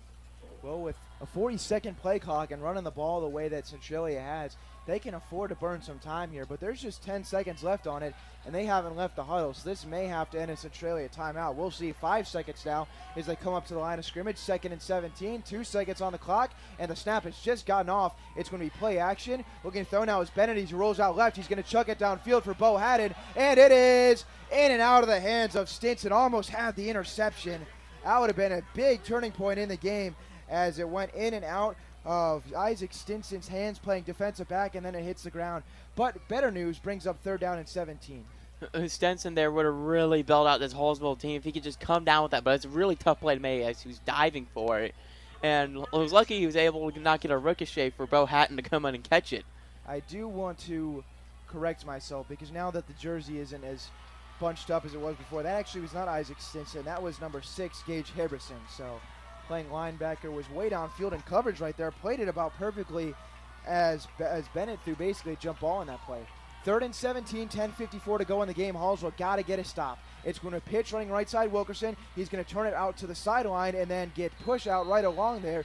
Doesn't get more than just a couple yards, and the Hallsville crowd is loving it because this means they will get the ball back unless Centralia is thinking crazy right here going for it 4th and long. Key thing you said there, he got pushed out of bounds. It stops the clock. It's 10 minutes, 46 seconds left in the game, yes, but if you're Hallsville, if you don't score here, you're going to have to punt it back again. Only 2 yards were picked up on that run by Wilkerson, so it brings up 4th and 15. Offense on the field, but you would have to expect this is a Bennett punt. Hallsville is expecting that because they have a returner down back there. Now Bennett will back up. Looks like he's going to punt this away from his own 33. He will kick it, and it's a good one. Going over the head of the returner back there for Hallsville. Keeps rolling. I think Hallsville's hoping this will go into the end zone. It won't. It's now picked up and then brought down at about his own 5-yard line, maybe the 10. Was the returner back there. I think that's Herberson who brought that one in, and Hallsville's going to once again start way back in their own territory. I think the key for Centralia really has been Bennett punting the ball as opposed to playing quarterback here in the second half. He had a one down into 3, and another one down inside the 15. So this one will start Hallsville with their own 9. Last 2 drives they started at their own 3 and their own 9. Not a whole lot you can do with that starting field position, and trailing by 8 here. Coaches are going to ask them to try and go 91 yards to tie this game. Hallsville has not scored since the first quarter when they made it 12-0. It's now 20-12. They trail, and neither offense has scored in this second half. Both defenses have really locked in. Here we go from the 0-9 for Hallsville. Nichols has got it. He will keep it himself, running left side. He breaks tackle at the line of scrimmage. Now he turns the corner, and he will get the first down and then get hit running out of bounds. Lost the football, but it was already out of bounds. Nice couple of broken tackles to get past the sticks and get out of bounds, and then a big hit on the far sideline. And I think whoever that was for Centralia got hurt on the hit. That was Wilkerson, number 33, who's coming out of the linebacker spot. Well, that was a big hit, I'll tell you what, and it was, we haven't seen Nichols lose the football a whole lot. I mean, he that thing went flying, but thankfully out of bounds. Regardless, it's a first down. Now you just hope that Wilkerson is all right. He's talking to the coach. It looks like he's going to stay out there. So good news right there. No, looks like he's coming off the sideline. Now they're going to pull him off the field. I think that's good there. You just want to give a player that was just down for a second a rest. So that'll go down as a run of 13 to move the chains for Colton Nichols. And correct me if I'm wrong, I don't believe Hallsville's completed a pass in this second half. They have not. They've tried a couple. They've had a couple incompletions. Maybe the running game will help them out right here, down by 8. 1st and 10 from their own 22. Herberson in the backfield to the right of Nichols. Herberson is going to not get the football because Nichols keeps it, turns it upfield, and he will drive his way up to about the 35-yard line. So should be, not the 35-yard line, the 30-yard line. Should be a gain of about 7 or 8 on the play, and a nice little start to that first down for Hallsville. Nichols is showing the legs once again. He's going to have to run the football if Hallsville wants to come back and win this game. It was a gain of 9, so after starting it at their own 9-yard line, Hallsville is up to the 31. All 22 of those rushing yards courtesy of Colton Nichols, as he really has been the only rushing attack for Hallsville. They haven't given Herberson a ton of carries, but even when he hadn't had a ton of room to work with. So not the greatest offensive performance for Hallsville tonight, especially coming off their 58-point performance last week. 2nd and 1 from their own 31, 9 under 10 minutes. Herberson this time gets the football. He's got room. He's got the first down, and then trucks over a defender up across the 40-yard line. That should go down as a gain of about 9 or 10, and hard running there by Herberson. Hard running indeed, Ben. Herberson really showed that 6'1", 180 frame. Just put a man on his back right up the middle. Run of 9 up to the 40-yard line. So Hallsville so far is showing their most promise of any drive here in the second half, this being their 3rd one of the second half. The first 2 both resulted in punts. They're now approaching midfield. All 31 of the rushing yards on this drive coming on the ground. 1st down to 10. Herberson gets to carry again. Nope, Nichols has got it. Read option, running left side. He has hit a couple yards past the first down and then knocked down on the far sideline. That should only be a gain of about 2, and it'll bring up a 2nd and long. There's nothing really there for Nichols to get.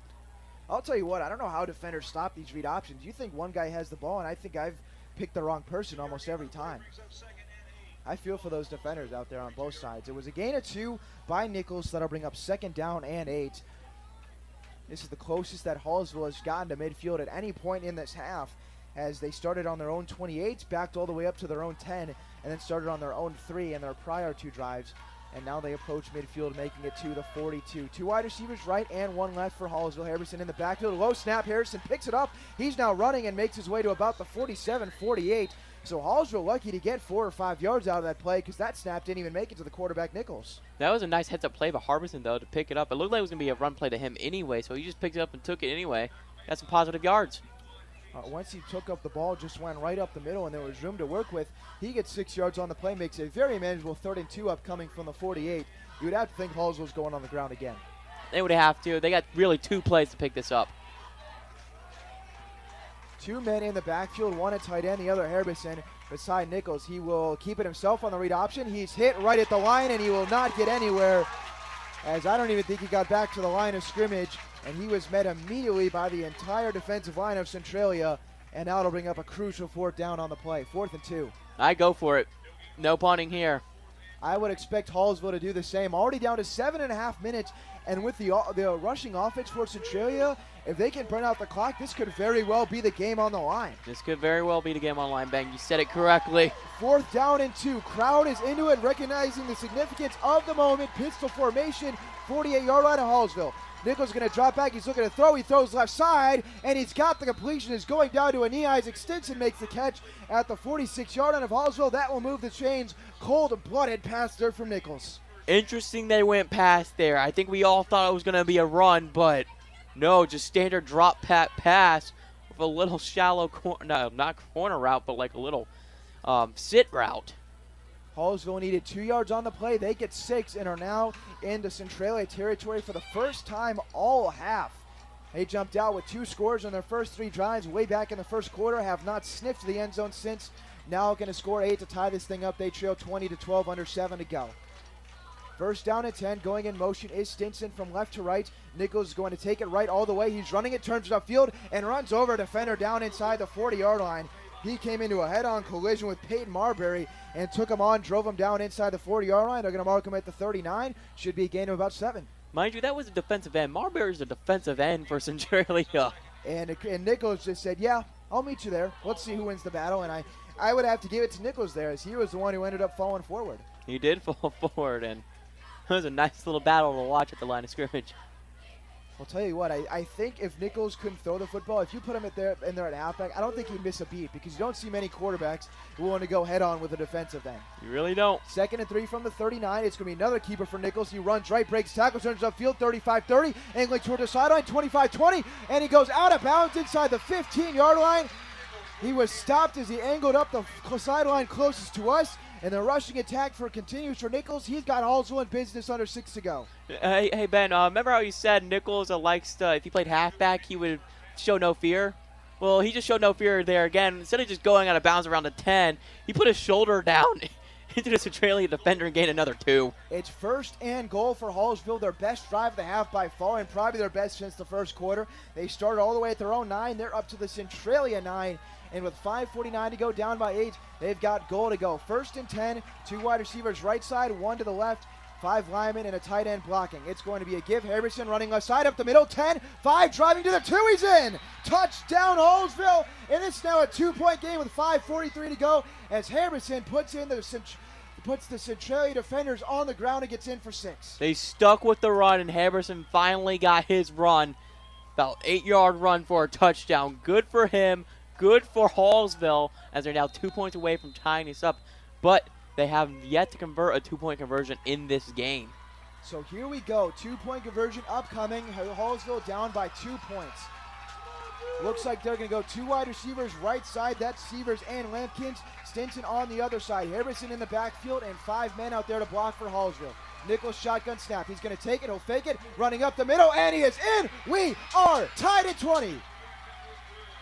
Just when you needed it, Nichols and the Hallsville offense delivers, going 91 yards, and Hallsville, the team, and the crowd is right back into this one. Clutch play by clutch players. You lean on your playmakers. You lean on your stars. You're able to get a touchdown and a 2-point conversion, and now it's anybody's ball game. But there are 5 minutes and 42 seconds left. Is there too much time now? I mean, it honestly just depends what offense you get out of this team for Centralia, because we've seen them able to run the ball with success, but when they've got into Hallsville territory in the second half, they haven't done anything with it. A turnover on down, a couple punts. I mean, you have to think the momentum at the very least has swung even, if not in Hallsville's direction now. It'll be very interesting to see if they're what kind of play they're going to come out of here. Are they going to be passing, or are they going to be running the ball? So now under 6 minutes, it's 5:42 left in the game, and we are tied at 20 apiece here on the Show Me Sports Network. This has been one heck of a ball game. This has been a fun one to watch. Look, everyone loves the 42-48 shootouts, 62-63 shootouts, but this is what I love right here. I love a nice little ground and pound defensive bout, just a few little scoring. Yeah, 20 points each on the board, 40 on the over, but it's fun to watch. This has been a good mix of both offense and defense. We've had points where the offenses seem unstoppable, and then we've had points for most of the second half where the defense has been coming up clutch. Regardless, it's time for the Hallsville defense to do that, as there's new life into this team, new life into that sideline, and now out to kick it away for Hallsville will be the kicker, number 19, is Zach Jarrett. He booms it away. It will land at about the 20-yard line out Centralia. Picking it up and running right side is the returner. That will be Calbro, and he is met at about the 27-yard line. And with 5.5 minutes left in the game, tied at 20, that's where Centralia will start.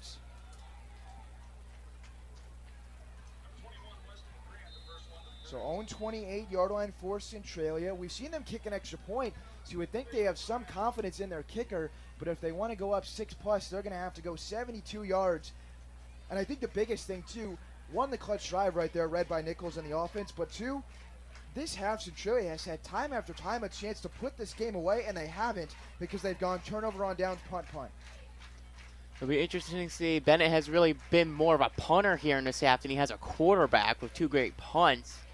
But they're going to need a clutch drive from him. Bennett's going to be able to win this game for this football team, and Wilkerson's going to come up big, too, with some big runs. So both teams huddling up following the kickoff. 2 timeouts left for Centralia, 3 left for Hallsville. You have to think Hallsville would feel really good if they could get a stop here and then come down on offense, run the clock out, and win the game. But we're a long way away from that. We've got a long 5.5 minutes ahead, and hope you all are enjoying it, spending your Friday night with us on the Show Me Sports Network. I think Conyers is telling his defense right now, hey, we got him right where we want him. We just need one stop. You have one more in you. Just give it to us. I would not be shocked if the Wilkerson run doesn't work right away for Centralia, if they try and push the ball down the field through the air, because it's been there. Bennett just hasn't been able to hit it yet. And I think if you have confidence in your quarterback, if you're Centralia, you give him the opportunity to try and hit it again.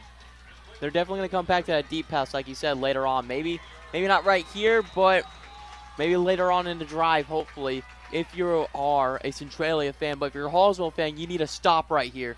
First down and 10, 28-yard line, 3 wide receivers on the field for Centralia. It's going to be give to Wilkerson right up the middle, and he's met immediately, led by a swarm. That's Xavier Stinson who brings him down. It'll be a gain of just about a yard, and it'll bring up 2nd and long.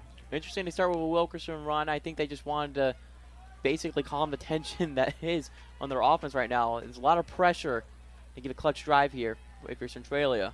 Just a tick over 5 minutes left to go. You would have to think the dream scenario is for Centralia to run this clock all the way down using the ground and pound, and then either punch it in for 6 or kick the field goal. We did see their kicker, though, miss an extra point. Really wasn't that close earlier today, so you don't know the confidence that they have in him. Now under 5 minutes, 2nd down and 9 from the own 29. It's going to be a pitch left side. Wilkerson has got to break some tackles, and goes left side 30, turns up 35-40, and he goes out of bounds right there. Should be enough for a first down as the ref is marking him out at his own 41.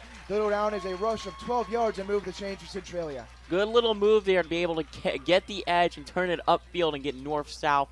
And again, the big hit there at the end of the play to just fight for more yards. Because Centralia tacklers were in the backfield, but Wilkerson just outran them to the edge right to the sideline in front of us. Showing off the speed right there as he has had another huge game on the ground for the 2nd week straight. The ref giving a sideline warning to the Centralia team.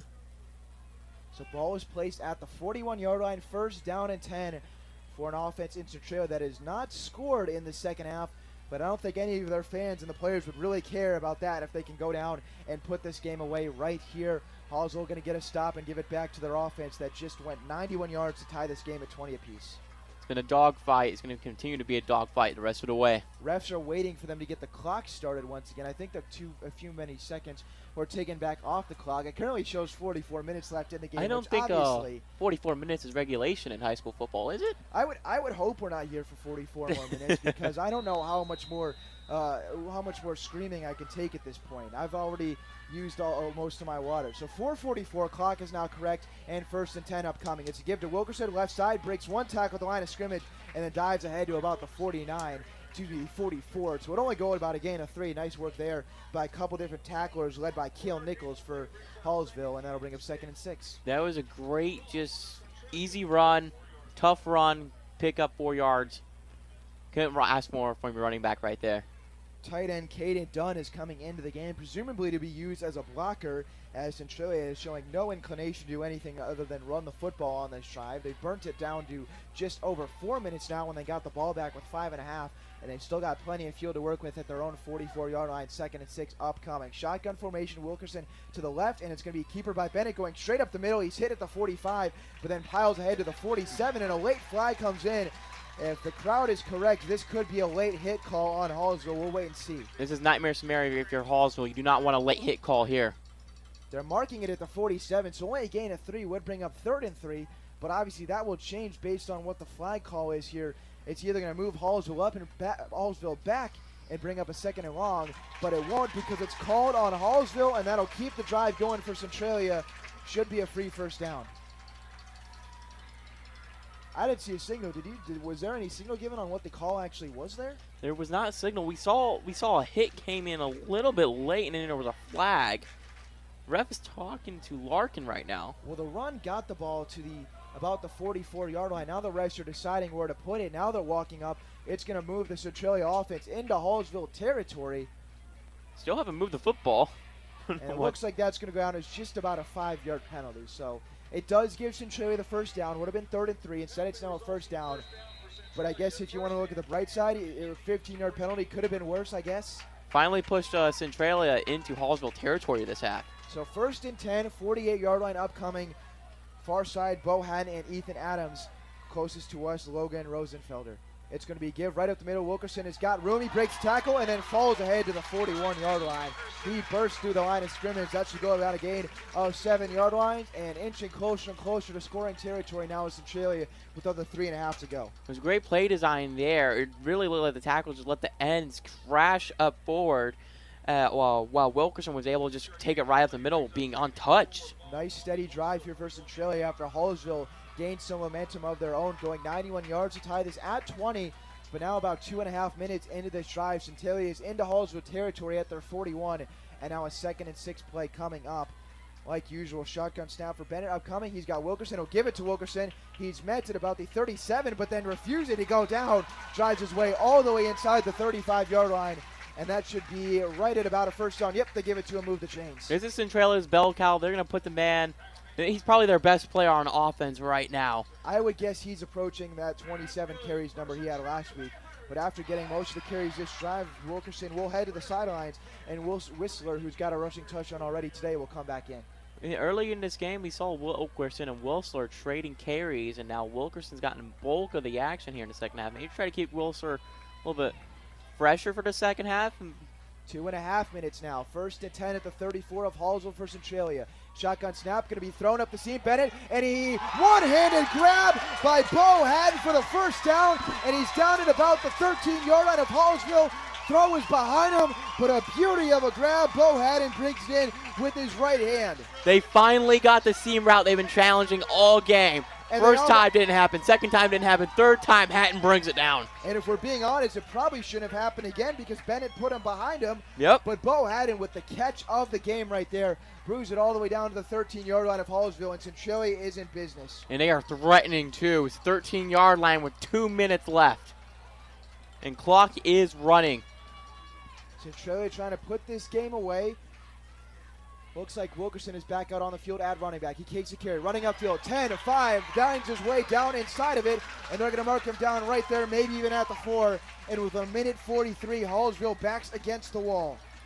It looked like he's down at the 3 or 4 yard line. I would expect another run from Centralia to here, and they probably give it to their bell count. They got marked down, looks like Still haven't changed on the scoreboard yet, but looks like 3 on the field. Gain of 8 at the 4-yard line. I still can't believe that catch that Bo Hatton made, and that could be the dagger for Hallsville. That might have been a dagger. They can force a turnover right here. 1:18 and counting. Hallsville has got to get a stop. They still have all 3 timeouts. We'd have to assume they're saving them in case they get the ball back. 10 seconds on the play clock. Centralia looking to punch it in. Tied 20-20. Wilkerson in the backfield. Turns, gives right side. Wilkerson up the gut. He is in. And Centralia jumps back out in front with exactly a minute to go in the fourth quarter. 4-yard rushing touchdown for Wilkerson, his second touchdown of the game. It was the same exact play as before, just straight inside zone up the middle, and Wilkerson shows why he's one of the best backs in mid-Missouri high school football. So they go 72 yards exactly when Centralia needed it, and after Hallsville ties the game at 20, Centralia, the Panthers jump back right out in front, 26-20, and they'll go for 2 now. Hallsville does have 3 timeouts. There is a minute left for them to respond. So after not doing anything on offense for most of the half for Centralia, they come right back and go 72 yards to take the lead. Now going for 2, you would have to think with the way they've been running the ball that they would just turn and give it to Wilkerson again. Raise of the right leg and then the snap to Bennett, going in motion. He's going to look right side. He's got all day now, throws, and it is incomplete. I think, incomplete pass. So kept out of the 2-point conversion is Centralia, but regardless, they take the lead 26-20. And Hallsville's got just 1 minute to work with. Tall order upcoming for this Indians offense. Tall order, but the 3 timeouts. Hallsville has not had to take a timeout yet this half, and those are going to come key for them if they want to get into scoring position. So 1 minute exactly. I think the toughest part is here.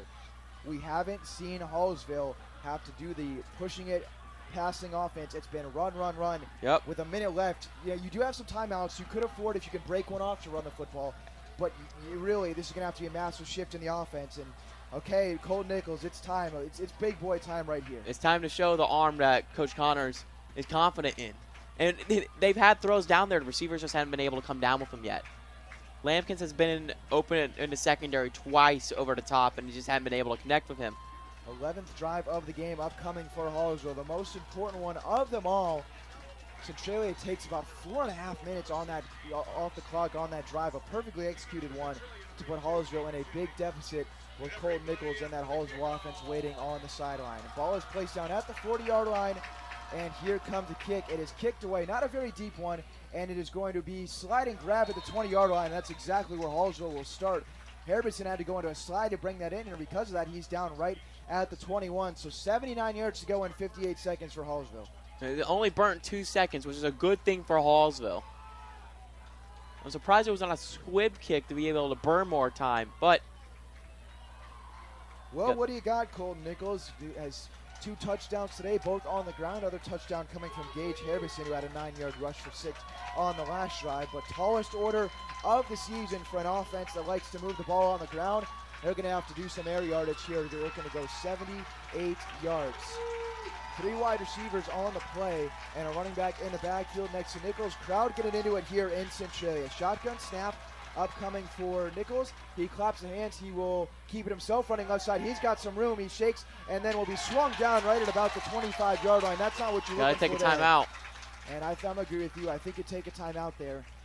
And it looks like it's going to be a very short gain. I understand the play call there because I think you're thinking if you can catch him off guard with a big run to start the drive, after they barely get anything right there, I would guess they switch into passing mode. They have to go in passing mode now. You burned a timeout there. Really one you can't really afford off of a 3-yard play. Hallsville has won the last 2 games in this matchup. One in the regular season last year, 46-12, and then squeaked out a win in the playoffs, 38-36. But now Centralia looking to turn the tide. It was just a 3-yard run for Nichols on the first down play, so gets them to the 25-yard line. But it burns about 6 seconds off the clock, and Hallsville has to use the first of their 3 timeouts.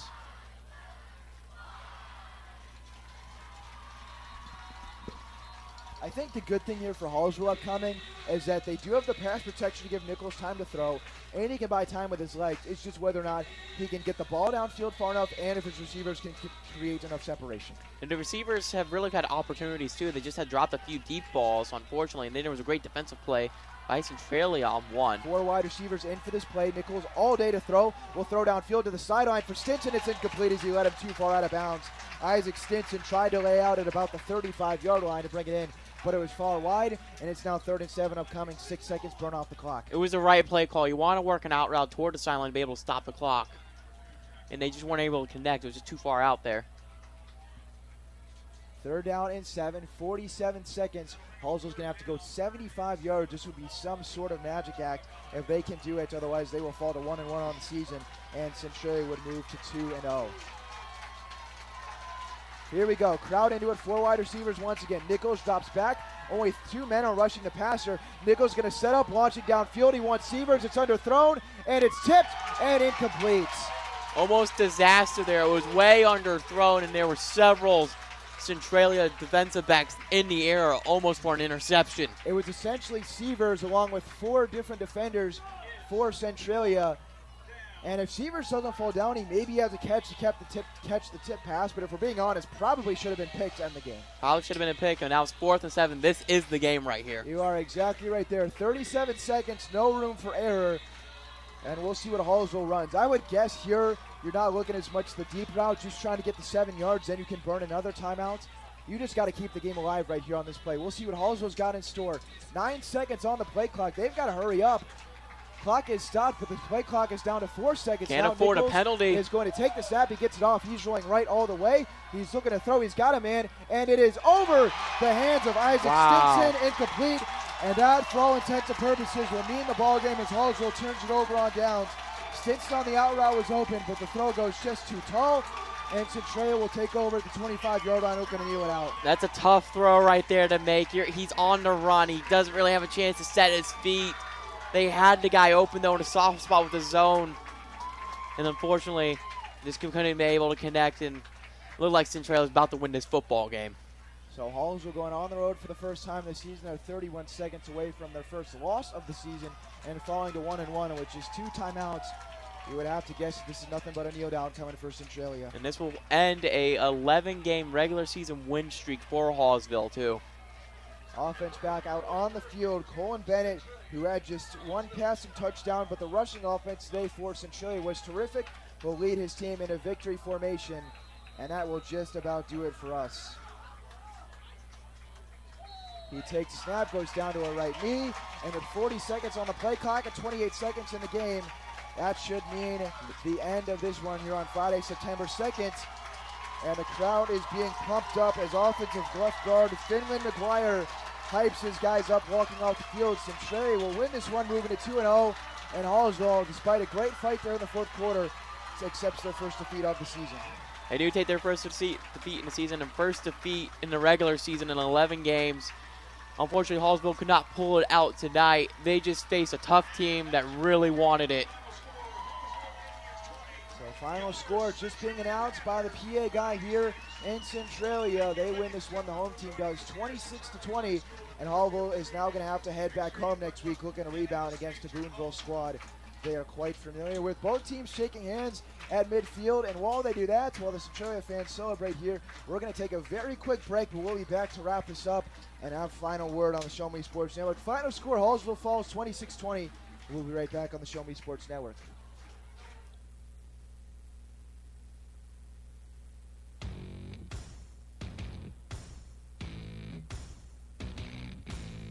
You've been listening to Hallsville Indians football on the exclusive home for Indians football, the Show Me Sports Network. Exclusive play-by-play coverage of Hallsville Indians football has been brought to you by Avon with Michelle Carty, Boone County Journal, Centurion Cares, Eddie Goodell Society, Han Custom Laser Engraving LLC, Hallsville Athletic Boosters, Last Sentinel Firearms, Retrieving Freedom, Sawdust Studios, and Zealous WBGT. The biggest and absolute best coverage in mid-Missouri continues as you're just moments away from the exclusive post-game show. You're listening to exclusive coverage of Hallsville Indians football on the Indians Radio Network.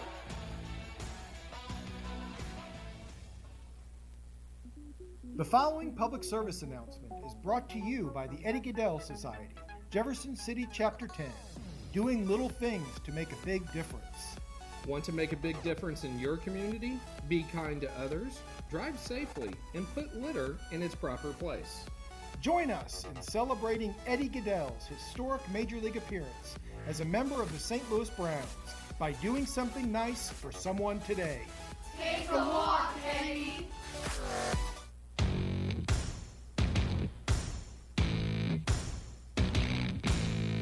This is the Hallsville Indians postgame show on the exclusive home for Indians football, the Show Me Sports Network. The Show Me Sports Network broadcast crew will discuss their thoughts on tonight's game as well as look ahead to the next action for the Indians. Exclusive postgame coverage of Hallsville Indians football is brought to you by Avon with Michelle Carty, Boone County Journal, Centurion Cares, Eddie Goodell Society, Han Custom Laser Engraving, LLC, Hallsville Athletic Boosters, Last Sentinel Firearms, Retrieving Freedom, Sawdust Studios, and Zealous WBGT. You're listening to exclusive coverage of Hallsville Indians football on the Indians Radio Network. Now let's go live to the field of the Show Me Sports Network broadcast booth. Tough one for Hallsville tonight as they fall at the hands of Centralia. Final score 26-20, as they were outscored at 26-8 over the final 3 quarters of football, and the Indians dropped to 1-1 on the season. Ben Schmidt campaign, thanks for joining us on this Friday night, and although it was a loss for Hallsville, hope you were able to at least enjoy the broadcast. It was one heck of a game, and if you can't tell by my voice, I had a heck of a lot of fun calling it because it was a lot to scream about, and we'll recap that now in just a moment. But as Hallsville huddles up, talks about this loss, it's got to be tough, I think, for a team that went just cruise to the regular season last year. They're going to have to really work hard to rebound this week in practice. I think you said it best, and I think what they're going to be focused on in practice is ball security, holding on to the football and not fumbling the ball. Well, the turnovers were a problem for Hallsville on offense this game, and we'll get to that in just a moment. But if you missed this one, we'll give it to you here. It was all Hallsville early. They were up 12-0 thanks to a 72-yard Colton Nichols rushing touchdown and a 5-yard Gage Harrison rushing touchdown. Harrison had 2 touchdowns overall, but the first one came in the first quarter.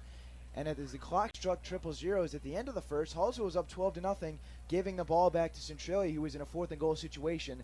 And I think a big momentum swing right there because Centralia was able to convert to make it a 12-6 game.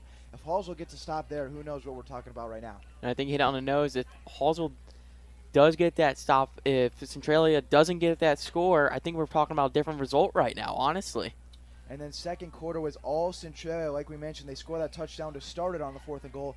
And then they add in 14 more points to make it a 20-12 lead at halftime. Their quarterback, Colin Bennett, seemed to settle in as he threw the passing touchdown. And then the rushing game really got going for Centralia. Kaiden Wilkerson had a 75-yard rushing touchdown. That was one of 2 touchdowns he had on the ground tonight. And Whistler, the other running back, had a rushing touchdown as well. They really seemed to figure things out on the ground, and I think that was part of what helped them steal momentum. We'll get to the other part in just a moment. But the rushing game really turned it on for Centralia. And we knew this game was going to be a one in the trenches. It was going to be a run. And both teams love the ground and pound of football. We both know run game is going to play key here. And Centralia, unfortunately, got theirs going quite a bit more, especially Wilkerson in the second half. And then the other thing I want to talk about that turned the momentum to the favor of the Panthers in that second quarter was the inability to do anything on offense for Hallsville. After the touchdown that made it a 12-6 game, Hallsville still leading. Here was their 4 drives in the second quarter. Fumble, punt, fumble, interception. I mean, that's just for an offense that has the pieces to absolutely dominate. They just didn't show it. They had a bad quarter, and eventually they gave up the touchdown drive late to lose the game, but really that second quarter is what I think cost them. That second quarter did cost them. You're up 12-0, and then give 20 unanswered. So then they headed into halftime tied 20-12. And then throughout the third quarter and the first half of the fourth quarter, the defenses were really locked in. The rushing game was non-existent. Teams were making mistakes that were hurting themselves. But, yeah, the defense is really locked in and kept it at 20-12 all the way till the middle of the fourth quarter.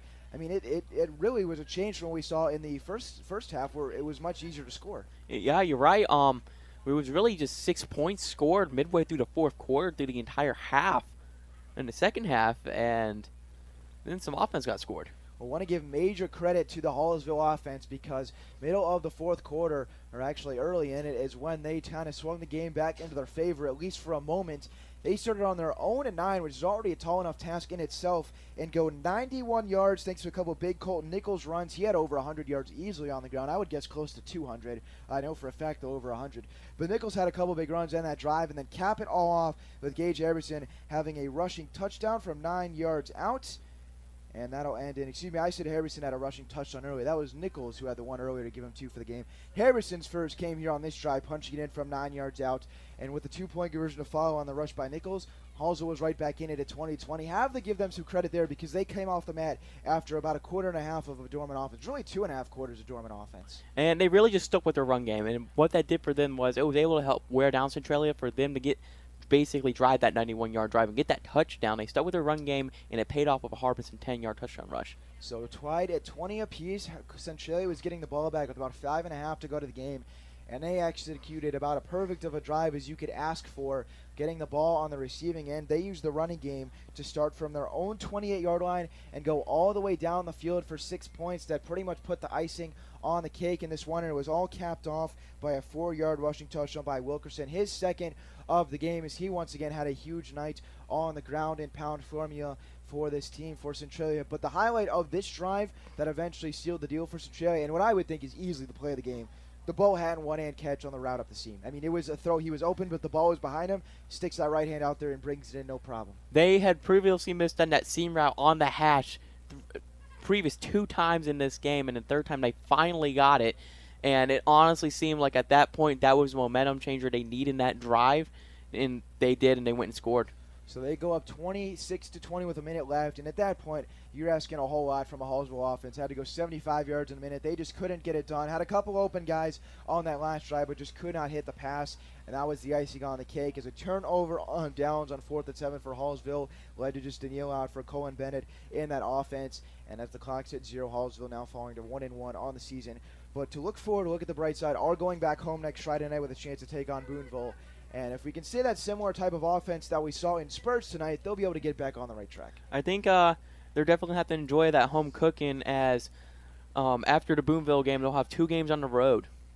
So we'll see what they can do there. Let's get you some final stats from this one. There's a couple different players I think we could go with for player of the game here, but I think I'm going to have to give it to Kaiden Wilkerson. Had 151 yards on the ground last week. He goes into triple digits again here this evening. Had the 75-yard rushing touchdown, and then again from 4 yards out, what ended up being the game-winning touchdown, accounted for 12 of the 26 points all night long for Centralia. And it just seemed like whenever they need someone to turn and here get us some yards and burn some clock, it was Wilkerson. And he has had off to one heck of a start to his senior season. He is off to a heck of a start. He's really shown that he's a bell cow back as he's trying to get recruited to a college right now. So he was certainly had a game there tonight. A couple other players that had big performances. Mentioned the Bo Hatton one-handed catch. He also had a 24-yard grab earlier in the game. But Colin Bennett, he wasn't great. He wasn't incredible, but he was just steady, and he offered out of the running game. He was able to do some work for that Centralia offense. Pardon me, I keep stumbling on my words. But just the one passing touchdown. But I think in a game like this one tonight, you saw the steadier quarterback won. And when you look at the comparison between Colin Bennett and Colton Nichols, Nichols had more touchdowns and probably had more yards, especially on the ground. But Bennett was just a steadier presence, and I think that prevailed eventually in what was a one-possession win for Centralia. I think it's just Bennett's more of a veteran. Obviously, Nichols, this is his team now, yes, but he didn't start last year, and he's basically picking up his second career start here. And it happens. He's a young player. He's got great potential. He's just going to have to practice field this week and be able to bounce back next week. So let's look ahead just a little bit. I already mentioned that Hallsville will go back home to face Boonville and then back-to-back on the road against Versailles and Eldon. For Centralia, they have a very familiar foe coming to this stadium next Friday night. They play Palmyra, and obviously it's not a huge deal to us whoever wins that game, but I would guess that if the rushing offense keeps up like this for Centralia, they may be sitting there about week 8 or 9 in that schedule, finding themselves with a real nice-looking record. I think this is a Centralia team that you could potentially see down the line if Hallsville is able to get into the playoffs at one point. Centralia looks like they're not a team that you want to mess with this year. Definitely, for sure. I mean, they really took it to a Hallsville team that blew them out early in the first game and really had to lead against Hallsville in the playoffs last year. So couple scores around the league that we're going to get you updated on. Mid-Missouri high school football, obviously such a big deal. Final score in Helias, they knocked down Hickman by a score of 41-0. It was all Crusaders in that one. Pretty not necessarily a close game in Versailles, as Warsaw takes that one 32-12. That's a couple final scores that we had. Looking for a couple other ones to get you here. We obviously had the 26-20 final in favor of Centralia. Rockbridge had no problem defeating Smith Cotton 49-0, and that was a absolute run rule there, I guess you could say, by Rockbridge. Not necessarily a run rule, but it was no contest in that one. And then one more we'll give you. Russellville takes down Vanfar 19-6, and that's basically your scores from around the league. We're just about ready to wrap things up here at Centralia. We'll be back to put the finishing touches on this one. Hallsville falls 26-20. You're listening to a coverage of Hallsville on the Show Me Sports Network. We'll be right back. Hello, Blake Gazaway here with the Show Me Sports Network. I've had the opportunity to have some amazing calls, including overtime touchdowns, walk-off home runs, and buzzer-beating baskets. But I've answered another call. That's to serve my community as a volunteer firefighter. Stop and think what would happen if your home or property caught fire and no one was there to put it out. Every day, volunteer firefighters not only save lives and property, but also respond to other emergencies. Nearly 2/3 of our nation's fire departments are manned by volunteer firefighters. And because of this, we simply need more volunteers to step up and answer the call. Stop by or contact your local fire department and see how you can become a volunteer firefighter today. I answered the call to serve my community. Will you? Creating custom, handcrafted woodworking projects has never been easier. Become a member of Sawdust Studios and enjoy 24/7 access to a woodworker's paradise. Outfit with industry-leading professional-grade tools, Sawdust Studios offers endless woodworking possibilities. Don't have woodworking experience? No problem, as Sawdust Studios offers affordable classes from a community of woodworkers, experienced designers, and master craftsmen. Youth classes are also offered for those junior woodworkers. For more information, search Sawdust Studios on Facebook or find them online at sawdust247.com. Sawdust Studios, your community woodshop. Hi, I'm retired Army Sergeant Trent Dirks, and I want to tell you about an organization that saved and changed my life forever. Retrieving Freedom provides highly trained service dogs to veterans with disabilities and children with autism, absolutely free of charge, thanks to the generous donations and support from people just like you. Experts from Retrieving Freedom help throughout the entire process, from fostering programs through service dog placement. Retrieving Freedom gave me the skilled service dog Tracer, who has been my best friend and my lifeline. To find out more about how you can get involved, volunteer, foster, or to donate, visit their website, retrievingfreedom.org. Retrieving Freedom, changing lives through the training and placement of service dogs for veterans with disabilities and children with autism. Last Sentinel Firearms is your federally licensed and registered Type 7 FFL manufacturer dealer in Missouri, providing quality products to all types of sports enthusiasts, law enforcement, and individuals across the nation. Orders are currently being fulfilled, offering custom-built pistols and rifles from the AR platform made right here in Missouri. Visit their website at lastsentinelfirearms.com or call them at 417-684-7202 to find out what they've got for you. Last Sentinel Firearms, you are your last line of defense.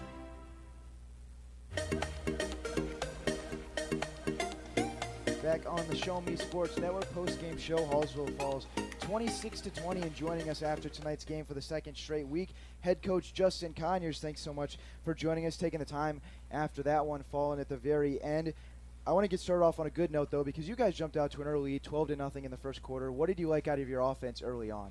I thought, everything we game planned for was really coming true for us, and our kids were really blocking well up front for our run game, and Colton did a great job early on throwing the football for us too. And a lot of pressure's been put on his shoulders these past 2 weeks with a couple of our running backs being down right now, and so I was really proud of his play. But I thought overall in that those first couple drives, we did exactly what we wanted to, and you really feel like you got Centralia on their heels a little bit, but I will tell you, and I'll give my hats off to them, because they never broke, and you felt like maybe you might be able to break that momentum a little bit and kind of open this thing wide open for us. And they did a good job of sticking to their game plan, and they did a phenomenal job of running the football against us tonight. So I'll ask you about that in just a moment, but I do want to say, it felt to us like here that first play of the second quarter where Centralia gets the 4th and goal from the 6, they get the touchdown on the pass to Romine. and that cuts the lead in half 12-6. If you get the stop there, you have the ball up 12-0. That felt like maybe a slight momentum shift. Do you think that's fair to say? Oh, 100% it was, and we're in a man coverage, which we just put in this week, and one of our guys just kind of put his eyes inside, and we run the exact same play. We ran it last week for a 2-point conversion, and they hit their tight end on a little pop pass right there, and you could feel us put our heads down a little bit. And that was something, we had to address at halftime was, man, we're not out of this football game. We've got a lot of good football players over here, and we're still in this thing. And I thought we made some really good halftime adjustments on both sides of the football. And I think our guys played their hearts out. I told them tonight it wasn't from a lack of effort tonight. It was the details, and I think that's really where we lacked in, was being detail-oriented this evening. Yeah, I wanted to comment on the effort because – at least from here, you score twice in the first quarter and then don't score again until the middle of the fourth. And in between there, Centralia has the long drives. Wilkerson has a 75-yard rushing touchdown. But you guys seemingly were able to come right off the mat with about a little over 9 minutes or so left in the ball game, go 91 yards, cap it off with a rushing touchdown. It seemed like a whole lot of fight right there because for the offense in the second half, it had gone punt, and then just go 91 yards. I mean, felt like that was a real good sign to see. Didn't win the ball game, but in that spot, I thought was pretty impressive. Well, it just shows that we have grit, and that's what we talked about. Colton came off after that drive, and he said, that's the best drive of the season so far. I said, yes, sir, young man, it was, because we really just went out there, and we knew our backs were against the wall, being pinned down, inside the 10-yard line. And, we effectively were able to run the football down the field. And that was some of the adjustments we made at halftime on how we were blocking some of our gap scheme stuff. But like I said, it's not because of our effort tonight. And here's the thing is, it's hard to tell young men and look them in the face and tell them, hey, man, it's week 2. And we've got to get better, and they know that. And we got a lot of football to be played here, and there's obviously a chance for a potential matchup down in the future for us. So, that's something I told them, take a mental picture of that scoreboard, remember how this feels. And, hey, I'll tell you what, honestly, it's hard to go undefeated. It really is. And I'd give up an early season loss anytime to be able to get to that district championship game and win the big one.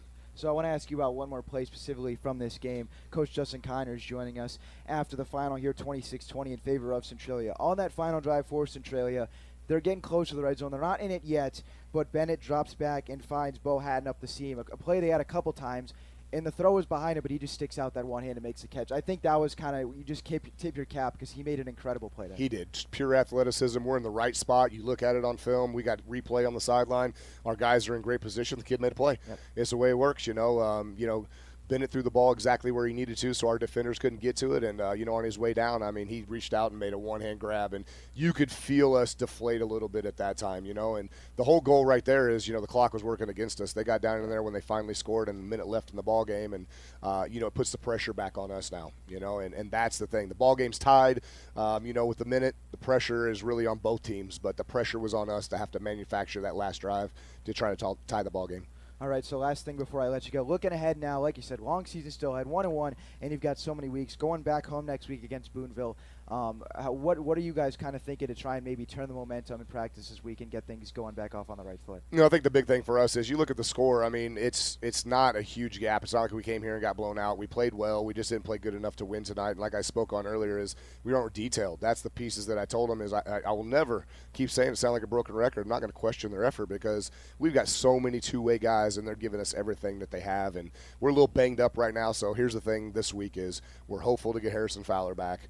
We're not going to rush him back because we want him to be healthy throughout the rest of the season. But if he's able to go for us, I think that's going to be a big change offensively for us. And it really takes the pressure off Colton to have to run the ball as many times as he's run the ball for us right now. Well, that'll wrap it up for me. I appreciate you coming up here and joining us. A tough loss, but I appreciate you taking the time to come up and talk with us here on the Show Me Sports Network. Hallsville loses this one 26-20. Final score dropping to 1-1 on the season. Final thoughts when we're back in just a moment on the Show Me Sports Network. Creating custom, handcrafted woodworking projects has never been easier. Become a member of Sawdust Studios and enjoy 24/7 access to a woodworker's paradise. Outfit with industry-leading professional-grade tools, Sawdust Studios offers endless woodworking possibilities. Don't have woodworking experience? No problem, as Sawdust Studios offers affordable classes from a community of woodworkers, experienced designers, and master craftsmen. Youth classes are also offered for those junior woodworkers. For more information, search Sawdust Studios on Facebook or find them online at sawdust247.com. Sawdust Studios, your community woodshop. Hi, I'm retired Army Sergeant Trent Dirks, and I want to tell you about an organization that saved and changed my life forever. Retrieving Freedom provides highly trained service dogs to veterans with disabilities and children with autism, absolutely free of charge, thanks to the generous donations and support from people just like you. Experts from Retrieving Freedom help throughout the entire process, from fostering programs through service dog placement. Retrieving Freedom gave me the skilled service dog Tracer, who has been my best friend and my lifeline. To find out more about how you can get involved, volunteer, foster, or to donate, visit their website, retrievingfreedom.org. Retrieving Freedom, changing lives through the training and placement of service dogs for veterans with disabilities and children with autism. Last Sentinel Firearms is your federally licensed and registered Type 7 FFL manufacturer dealer in Missouri, providing quality products to all types of sports enthusiasts, law enforcement, and individuals across the nation. Orders are currently being fulfilled, offering custom-built pistols and rifles from the AR platform made right here in Missouri. Visit their website at lastsentinelfirearms.com or call them at 417-684-7202 to find out what they've got for you. Last Sentinel Firearms, you are your last line of defense.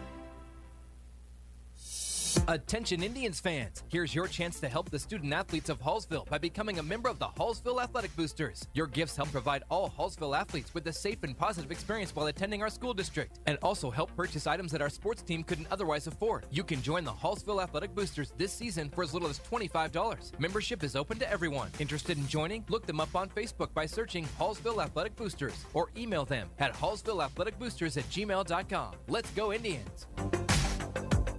Since 2018, Han Custom Laser Engraving LLC has been specializing.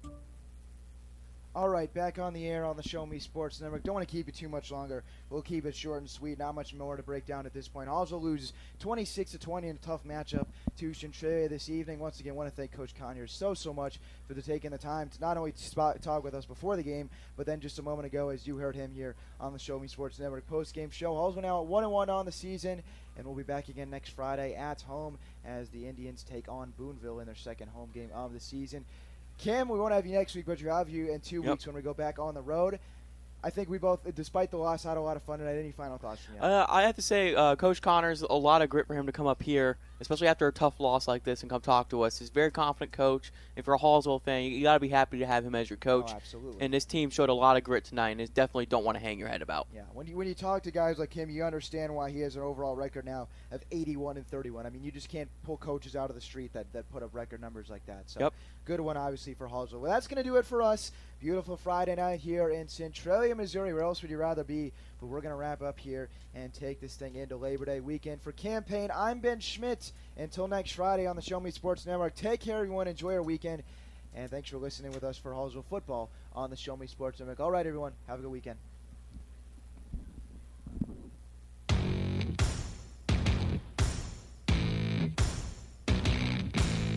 You've been listening to the biggest and absolute best coverage in mid-Missouri on the exclusive home for Hallsville Indians football, the Show Me Sports Network and the Indians Radio Network. The Show Me Sports Network broadcast crew are the ones that know your Indians the best. Exclusive coverage of Hallsville Indians football is brought to you by Avon with Michelle Carty, Boone County Journal, Centurion Cares, Eddie Gaedel Society, Han Custom Laser Engraving LLC, Hallsville Athletic Boosters, Last Sentinel Firearms, Retrieving Freedom, Sawdust Studios, and Zealous WBGT. We hope you've enjoyed the broadcast. Join us anytime on the web at ShowMeSportsNetwork.com or find us on Facebook by searching the Show Me Sports Network. The Show Me Sports Network and the Indians Radio Network, your exclusive home for Hallsville Indians football.